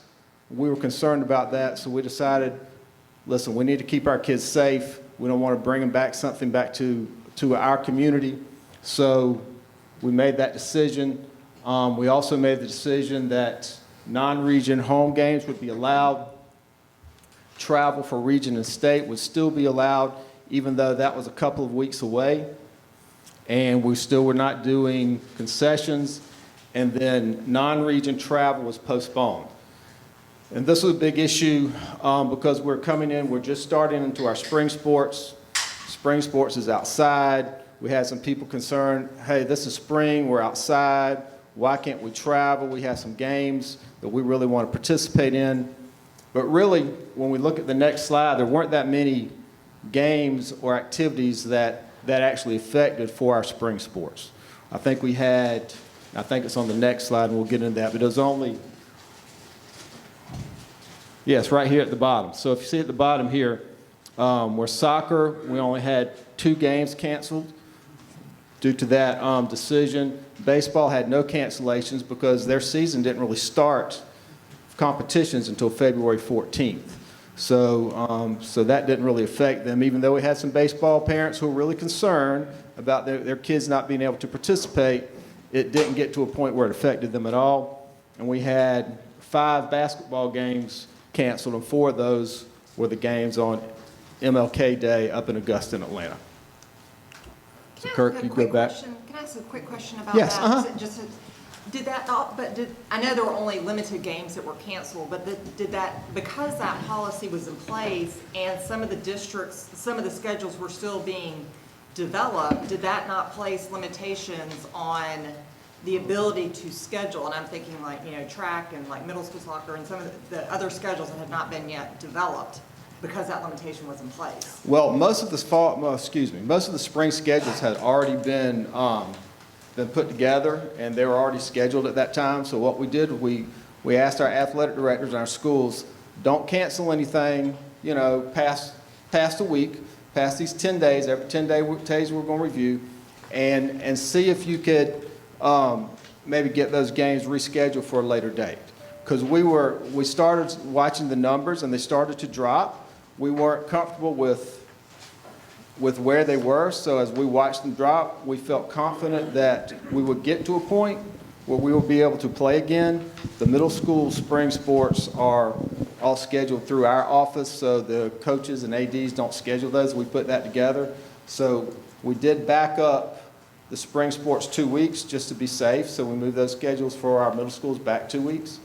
But other than that, yeah, everything else was done ahead of time, so it really didn't affect any scheduling that they were looking to do because it was already done. It was just managing what they'd already prepared. Yes, ma'am. John, it might be helpful for people to know we don't schedule the games when the season begins. Right. So we schedule 2 seasons out. Correct. Am I correct? Okay. Right. Thank you. So when we're playing football, the spring season is already planned, scheduled to some degree. Right. Right. But we may be doing some tweaking, we may be doing some adding, but that we're required to schedule 2 seasons out.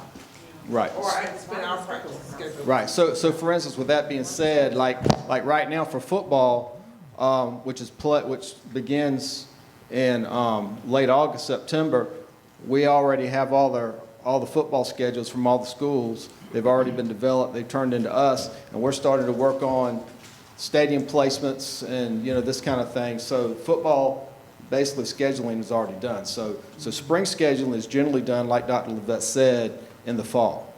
Also pointed out that there were some schools that they may have had different protocols, and they were willing to adjust their schedule and come to us and play based on the protocols that we had in place. So some of those cancellations, we didn't have cancellations because they actually agreed to come play us based on the protocols we had in place. How are we scheduling 2 years out in advance when we don't know who's going to be in the district? for the year? Not two seasons out. Two seasons out.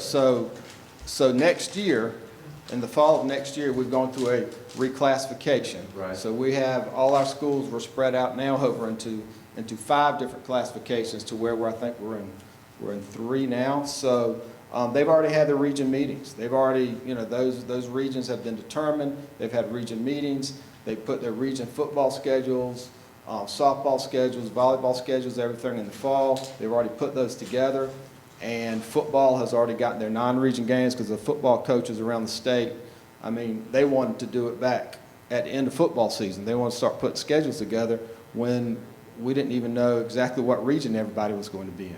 Does So DHSA do that yearly or bi-year or every couple years? every other year, every 2 years. So that's what Yeah, reclassification's done every 2 years. Okay, thank you. Yeah. Can I ask a question about Yes, ma'am. the cheerleading? Did you all find that they were,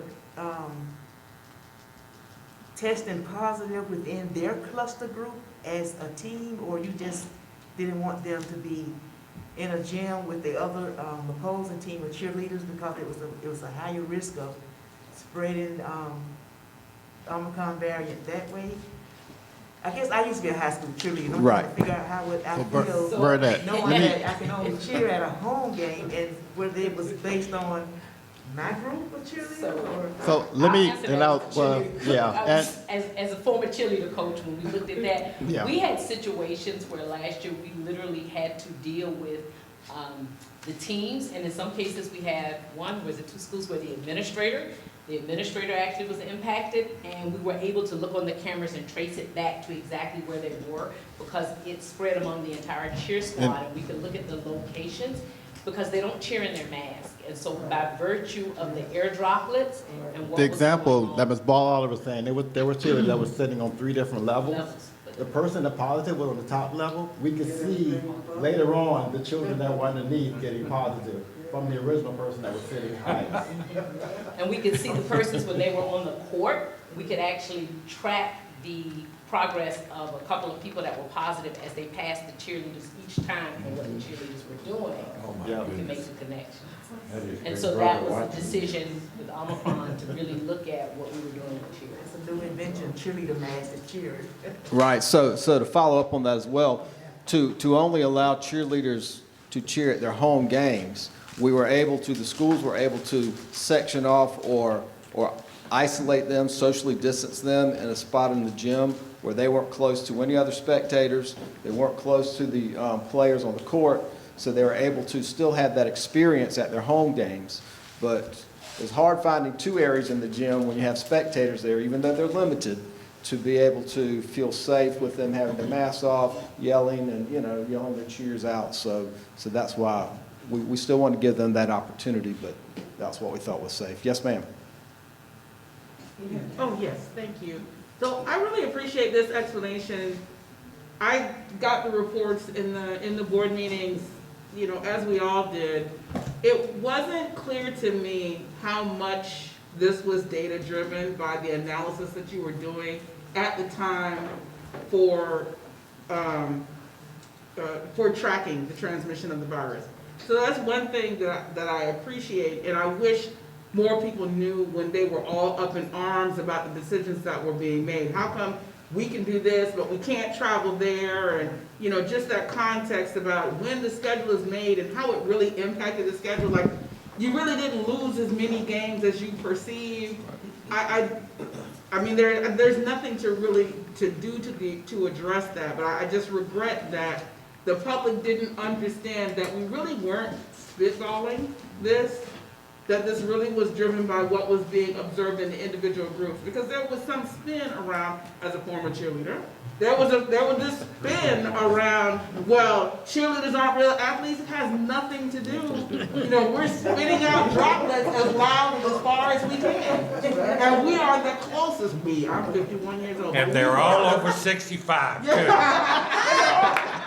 Right.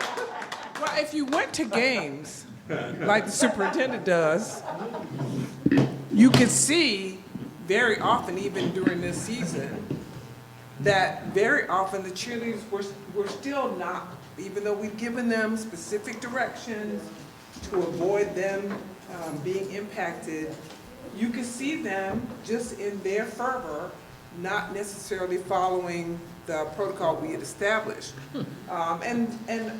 Dr. Hoskins-Brown, I do think it's necessary to say, there were some who called and inquired, and Mr. Sanders, I know, and of course, sometimes in just one day we might get a group of parents who were upset, and we would spend our time helping them, you know, and try to understand that this is based on data. Some people just didn't want to hear it. And then we would run into a couple who would say, okay, that makes lots of sense. I go to games, so I see what's happening. So we were able to work with some so we could help them understand it. But, you know, one of the things I know is that when people feel like they have something and that it's being taken away, then they don't like it. And so we didn't take it personally. We just knew that people were advocating for what they thought was right without recognizing that, yes, indeed, it's not somebody sitting in a corner somewhere trying to take experiences away from you. It's just that we are trying to establish and follow some protocol that makes sense, especially given what we experience when we go into games. This was, I appreciate that, and I just, you know, kudos to you, because when I saw the policy around regions, I was like, oh, this is totally about how other people are handling, you know, exposure. I got that, and I felt like I understood, you know, cheer, but I really appreciate and want to commend you on the smart thinking that you're explaining here. I trusted you. I didn't fully know all this when I was looking at the news, but I really appreciate it. Well, thank you. And yes, Karazhak. So, to reiterate Dr. Hoskins-Brown's point, I didn't know anything about the cheerleader background data until today. Okay, so when we're getting bombarded with questions and comments, and the responses back that I'm copied on are, we think this is the best approach for handling this in the district, give me some ammunition so I can say we've had 2 or 3 cluster outbreaks and therefore we took a close look at cheerleading and that's why we're doing this. And if I had known that 4 weeks ago, I could have shut up about 30 parents who kept emailing and calling. So what I'm basically saying is help us help the district. I think all of us, I mean, I don't know about everybody else, I get lots of inquiries, which is fine, but I've always supported and defended the actions we've taken, even if I've disagreed with some of it, okay? I will disagree in the family, but externally, but my goal was 5-day-a-week in-person school. I supported all the mitigation stuff we've done to do that, even if I don't agree with all of it, okay? But help us communicate to our constituents, and give us just a little bit of anecdotal data. Here's the data we saw and why we're doing what we're doing. That's all I'm asking. Okay. Thank you.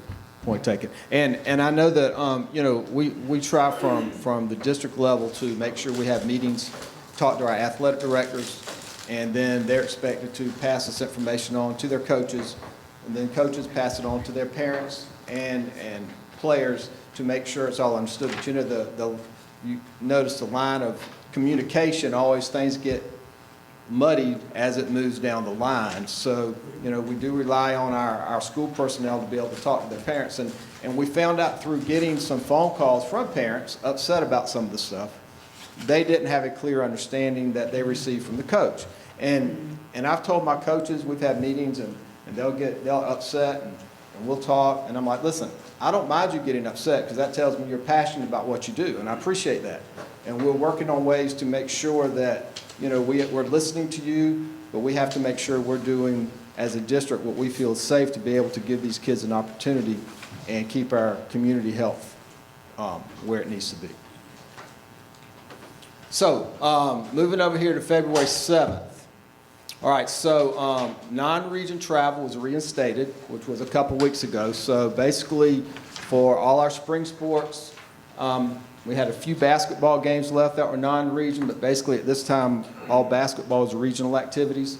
So our soccer, our baseball, which baseball hadn't started yet, they're practicing, but they aren't playing until the 14th. So the soccer got to travel. Baseball is going to be able to travel on the 14th, and tennis and so forth being all outside activities. So we were able to open that up because now the data was showing with the CTI that at this point it had dropped, I think, below 1,300. From 3,200, I think it was, dropped below 1,300 and was steadily decreasing. So we felt comfortable being able to open this back up. Indoors, masks required for entry, 50% spectator capacity, allow concessions again, prepackaged items, and continue the mandatory weekly testing for our indoor activities. Also, I wanted to say we had seen a decrease in the results of testing of our students. Right, We've seen a thank you for rise, that. And now as the testing results were coming in weekly, we've seen an increase in those numbers as well. Okay, so athletic game cancellations, this kind of shows you from the start of 2022, kind of where we were and how Omicron affected our games. So the week of January 4th, we had 14 contests in high school that had to be canceled, 5 in middle school. The following week, 8 in high school, 9 in middle school, and as we continue, 9 and 5, 3 and 3, and then as you see, when Omicron was dropping, the numbers of cancellations dropped. So the week of February 7th and 12th, we had no cancellations. So we're very comfortable about what we've done. Like I said, we appreciate everything the schools have done to be able to support, just like Mr. Kajmar said. They didn't always agree, but they did what they needed to do to make this work and make it work for the kids. All right, so currently, week of February 14th, the final week for district-wide athletic COVID testing, so that was last week, with exception of basketball. They're still in region play. Actually, region play ended this weekend with region tournaments. They're moving towards state competitions now, so they're still going to be tested until they're eliminated from state competitions. And this is for our basketball players and our cheerleaders who are going to be able to travel and participate in these state events. Middle school basketball and cheer test weekly beginning February 22nd, and these are for students who are participating in the middle school basketball all-star game. Because some of our middle school games were canceled and the way the timing of the schedules, we weren't able to add as many makeup games in there for them, so we still wanted to give them an opportunity. So we added an all-star game, which will be played on Saturday, March 5th at New Hampstead K-8. And we're also having a cheerleading showcase on that Friday, March 4th, because obviously the middle school cheerleaders lost some opportunities, so we wanted them to get a chance to showcase, you know, what they've been able to do and for their time practicing and so forth. And then due to the nature of our outdoor sports, there's no longer COVID testing required from this point on. As we continue to monitor, hopefully it'll continue and we'll get through our spring sports and all this will go away. Wishful thinking, but anyway, that's kind of where we're at. So any other questions? Okay, you coming tomorrow? Yes, ma'am. Just, and I don't know if this is related to the scheduling and trying to place other things, but I know this season there are several sports that have events that are scheduled on school holidays. Is that something we are looking to try? I mean, we have our district track meet that's currently scheduled on Good Friday. And I don't, is that related to all this? Middle school? High school. Our high school district track, I mean, it's a question mark on the schedule, but, and there was originally 2 other, anyways. I think there's a soccer game scheduled on Monday. And there's just some, and when I said earlier in my comment about the quality of life, This is one of those quality of life issues that causes frustration among parents, and there might be very good reason behind it, but as a parent of a middle and high school athlete, that information isn't transpiring. Right. So definitely look at that date of Good Friday. I hadn't seen that date. I don't look at all the schedules, I have it written down, right. but I don't know when. Right. I just double checked it to make sure I wasn't wrong. Was it one of ours though, or was it one that they No, were? it's a district. It is It's our district last call meet. Okay, I'll definitely look into that. And for the event, like, I know there's some middle school games scheduled for Monday, some soccer games, and there might be, I don't know if high school games are scheduled or not, but the high schools actually have the ability to schedule their own contests. And even though it's a non-school day, sometimes we have to have events scheduled for those days. And with the middle school soccer, because we had to back it up 2 weeks, we had limited number of days, because you have to look at facilities where we play, we have to look at officials. So there are a lot of different factors that come into play when we schedule these games. So in order to make the schedule work for middle school, we really had to start this Monday. Why are we not playing some of our middle school games in the afternoon like we've done previously? Why are they all moved tonight? Well, some of the issues with the middle school games are that we have trying to put them in some of the stadiums. We have an issue with, not an issue, but Jennifer Ross Soccer Complex. They have other activities going on there at night with some of their youth leagues and that type of thing. So sometimes it's just scheduling issues, trying to be able to get those games to be able to play at a nicer field at a certain time. Well, I just think that, anyways, I don't want to be a dead horse, but I think parents would rather have a game played at the school, not on a holiday, versus playing in a stadium. I think there's some region influence there too, for high school. For high school, right. I'm talking about middle school. Oh, okay, all right, yeah. Anyway, okay, sorry. Okay, well, thank you for that input. We'll definitely look into that and see. So I just want to understand, as of tomorrow, no more mandatory weekly testing for any of the outdoor sports? Any of the spring sports, right? They're all outdoors, so all spring sports testing has ended. The only testing will be to finish up our basketball teams and the cheerleaders who participate with them moving towards state. So once those teams are eliminated, they'll be done too. Okay, and then this might be on this, but does that rule apply to all school activities? So say you're doing band or FFA or whatever. Yes, we're only doing the basketball testing, so those field trips, when they participate in competitions, let's say it's ROTC, they are still good. They would not have to test only the basketball and the cheerleaders because of the nature of the sport. And so that does bring us to, good segue, field trips. And so our current guidance as it relates to field trips, we're looking at programmatic requirements. And so our schools participate in field trips now based on the fact that the trips are required to ensure that the school is able to meet the established standards for certification, or it supports the standards they need to meet for that specific program. Examples would be Starbase, JA Discovery Center, and our Student Leadership Program. Our future guidance that we're exploring now, we're looking at programmatic aspects which enhance the established school curriculum, but also are aligned to the standards and add value to the students' learning. And examples of that would be trips to the museum and theater-based performances.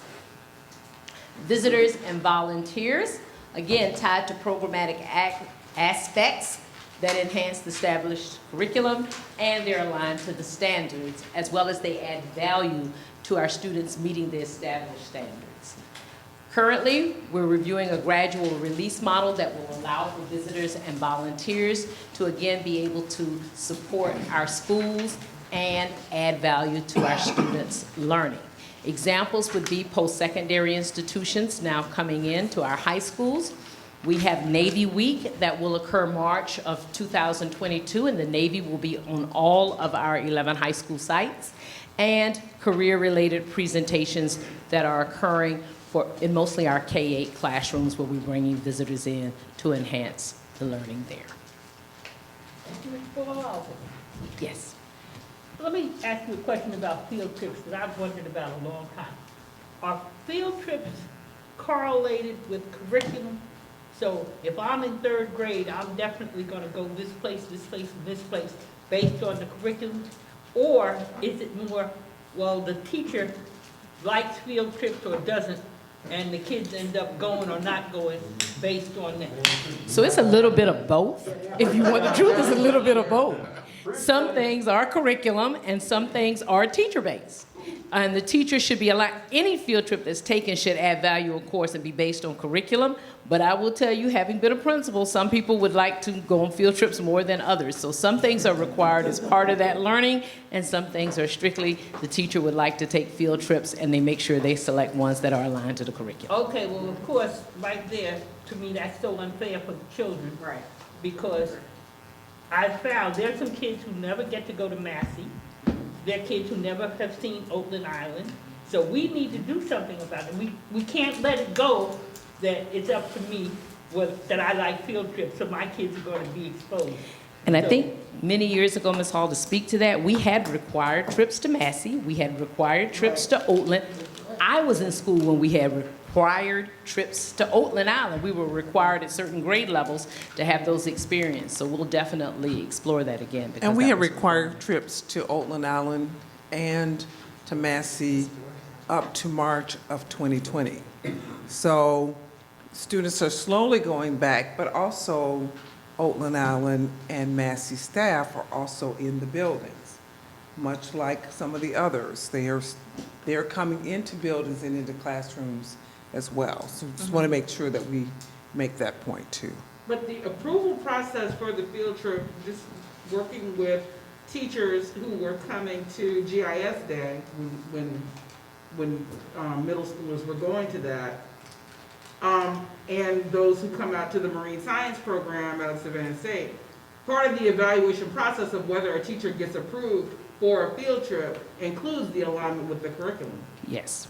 So it's not that you don't have to make an effort to justify it with the curriculum. Now, what politics are associated with the funds for the bus, the principal wanting to approve it, whether it's a place you really want to go, those are there, but they have, on first glance, they do have to make that justification. They have to actually submit how that trip aligns to the curriculum to the leader. They can't just pick things at random. They have to actually submit documentation and show how it aligns to the standard and will tie into those lessons. Because we've been asked to provide material that maps what they're doing to why they're visiting. Yes, they do have to submit that. It seems, Dion, we need to incentivize that some sort of way, because I'm more worried about the kids who never get to go anywhere than I am about the ones who go too much because the teacher likes to go. So some kind of way, we've got to put some impetus behind their getting out, you know. I suggest more program. We have the Sidewalk to the Sea program with the Tybee Island Marine Science Center. That's been going on about a decade or so now. And I think that's what, 5th grade? Dr. Buck, are we off track? Okay. See, I pay attention to if Dr. Buck mutters or if Ms. Hines mutters. If Ms. Hines starts muttering and Dr. Buck is muttering, I'm like, okay, we're I was just wondering what this had to do with hiring and firing a superintendent and establishing policy. So would you like me to segue, Dr. Buck, into saying that we will definitely take that under advisement. We do have some required trips and we'll explore those and add. I think what might be useful is to state clearly that up until the pandemic, we really made an effort to make sure that all students had an opportunity for field trips, up to and including our pre-K, who found it acceptable to go to Chuck E. Cheese. When I said they can't go there, they need to go to the Telfair, or they need to go someplace else that's tied to our curriculum. And that, I mean, they could go to Chuck E. Cheese, but they had to go to the Telfair or someplace where I knew that they could experience a different kind of cultural experience. So, They can go to Chuck E. For Cheese real. for lunch after they go to the museum, they go to Chuck E. Cheese. and some just went to Chuck E. Cheese. And so I think what might be useful is to really have some information presented on where the children have been going, because I would just say that we had a commitment for all children to have experiences outside the building, whether some people thought it was appropriate or not. And the purpose of the presentation was to fill you in on where we are currently, because what COVID has done has, to the superintendent's point, put a micro focus on that, because we're trying to open that up more. So you see things like Starbase, the JA Discovery Center, Student Leadership Program, that you can tie directly to programmatic aspects of the classroom. So you don't see Chuck E. Cheese on here. There's no runs to get your pizza. I got nothing against Chuck E. Cheese, but I will say you had 8,000 young people in the Savannah Mall experiencing career exploration. That was fabulous. And that might not have happened if we were not where we were with the numbers. Yeah. So I'm just making a point. It may not be on a chart anyplace, but that was very deliberate on our part to make sure young people had that experience. And it's about equity, again. I want to know how many fifth graders from Brock get to go to Dion's program at Savannah State. I bet none, and we need to change that. Now, what that comes under, let me see. It's not a superintendent evaluation, because I know she wants that. But I don't know, Dr. Buck, I have to think of what that comes under. I would say that, and not just Dion's program, I think that strategic partnerships, and this is what we're supposed to do with our board commitment in the front of the, not DAS anymore, but our other longer acronym. Yes.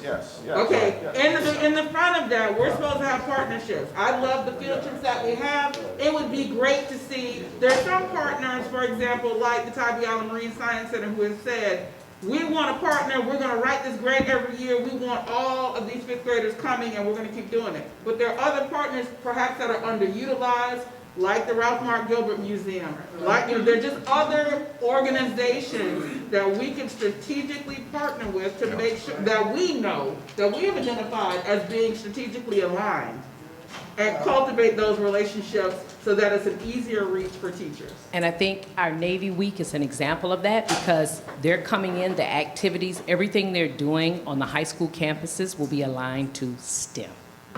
So I think that's a great partnership, those STEM activities, or STEAM activities, because they'll be at Savannah Arts and they'll have the band there, they'll be performing, they'll actually be working with some of the students. So I think that's an example of something that we're doing, and they're coming to every high school campus in one shape, form, or fashion to bring that experience to the students. So I have one more question, because I'm being talkative right now. Are we having a retreat to talk about our vision in the context of the pandemic, or are we supposed to start imagining the world as we want to see it outside the pandemic? Yes. Outside. Yes, okay. I would say you need a full, Catchball. I would say you need a fuller understanding of what has been happening over the 24 months. Because some people are much more in tune than others to the details of what has occurred. And even though we provide reports, I can just say that based on the questioning, there's information that's provided, we hear it at the moment, and then it just kind of goes away, where we kind of live in it so we know what we've done. I do think it is our intent in administration has been to move beyond, this operational from one point to the other, recognizing that we had to do that, but just trying to move into the future, the endemic period. Right, and the presentation has been insightful, as I can tell by everyone. Right. And you can see the many thousands of parts we have to look at and how we adjust when situations occur, which is part of the narrative in anything that we do going forward. Mr. Catchmar, you had a comment, and then Dr. Brinkman? Question, so for clarity, so for field trips, what we're saying is, we're being selective on what we're allowing, so that, to make sure they meet our core mission, but we're still doing the COVID stuff, right? Yes. Okay, so for sports, I got what we're doing, we're loosening some restrictions, we're not doing weekly testing. Just to clarify, that what we're doing there applies to all extracurricular activities, not just athletics, correct? That is correct. Okay, perfect, thank you. I would just like to see a quicker, instead of gradual release, a quicker release on having people back into our buildings. I think our community is ready to engage again, parents are ready to engage again. We need all the help we can get. If they're there to do positive things for our students, I think the time has come for us to have volunteers back in our buildings. And we'll do all of that, Dr. Brinkman, certainly with conversations with principals. I do want to point out that we give them, they have the responsibility for running schools. Not, I'm gonna tell you, there are buildings where volunteers have been in there the entire time. Yeah. And we know that, so. we just That's wanna make- that's one of the problems. That's the problem. That is the problem, right. If I could have your attention, I know these last two slides are of great importance to your interest and all. There is a coaches meeting with about 40 people waiting outside that was scheduled already before our, thinking we would leave at 5. So I'm gonna ask that we wrap up now, and tomorrow, some way, we will figure out how to do these last slides. I know we have somebody else presenting right at first, and so maybe it's not the most convenient time, but sooner or later. we'll Fantastic. go tomorrow. Yes, and the board received all of this in your packets previously, so we can go through that very quickly in the morning, sir, if you like. Have a good evening, and we'll see everybody here at what time in the morning? Breakfast 8:30, and then we'll officially kick off at 9. Thank you all. We'll see you tomorrow.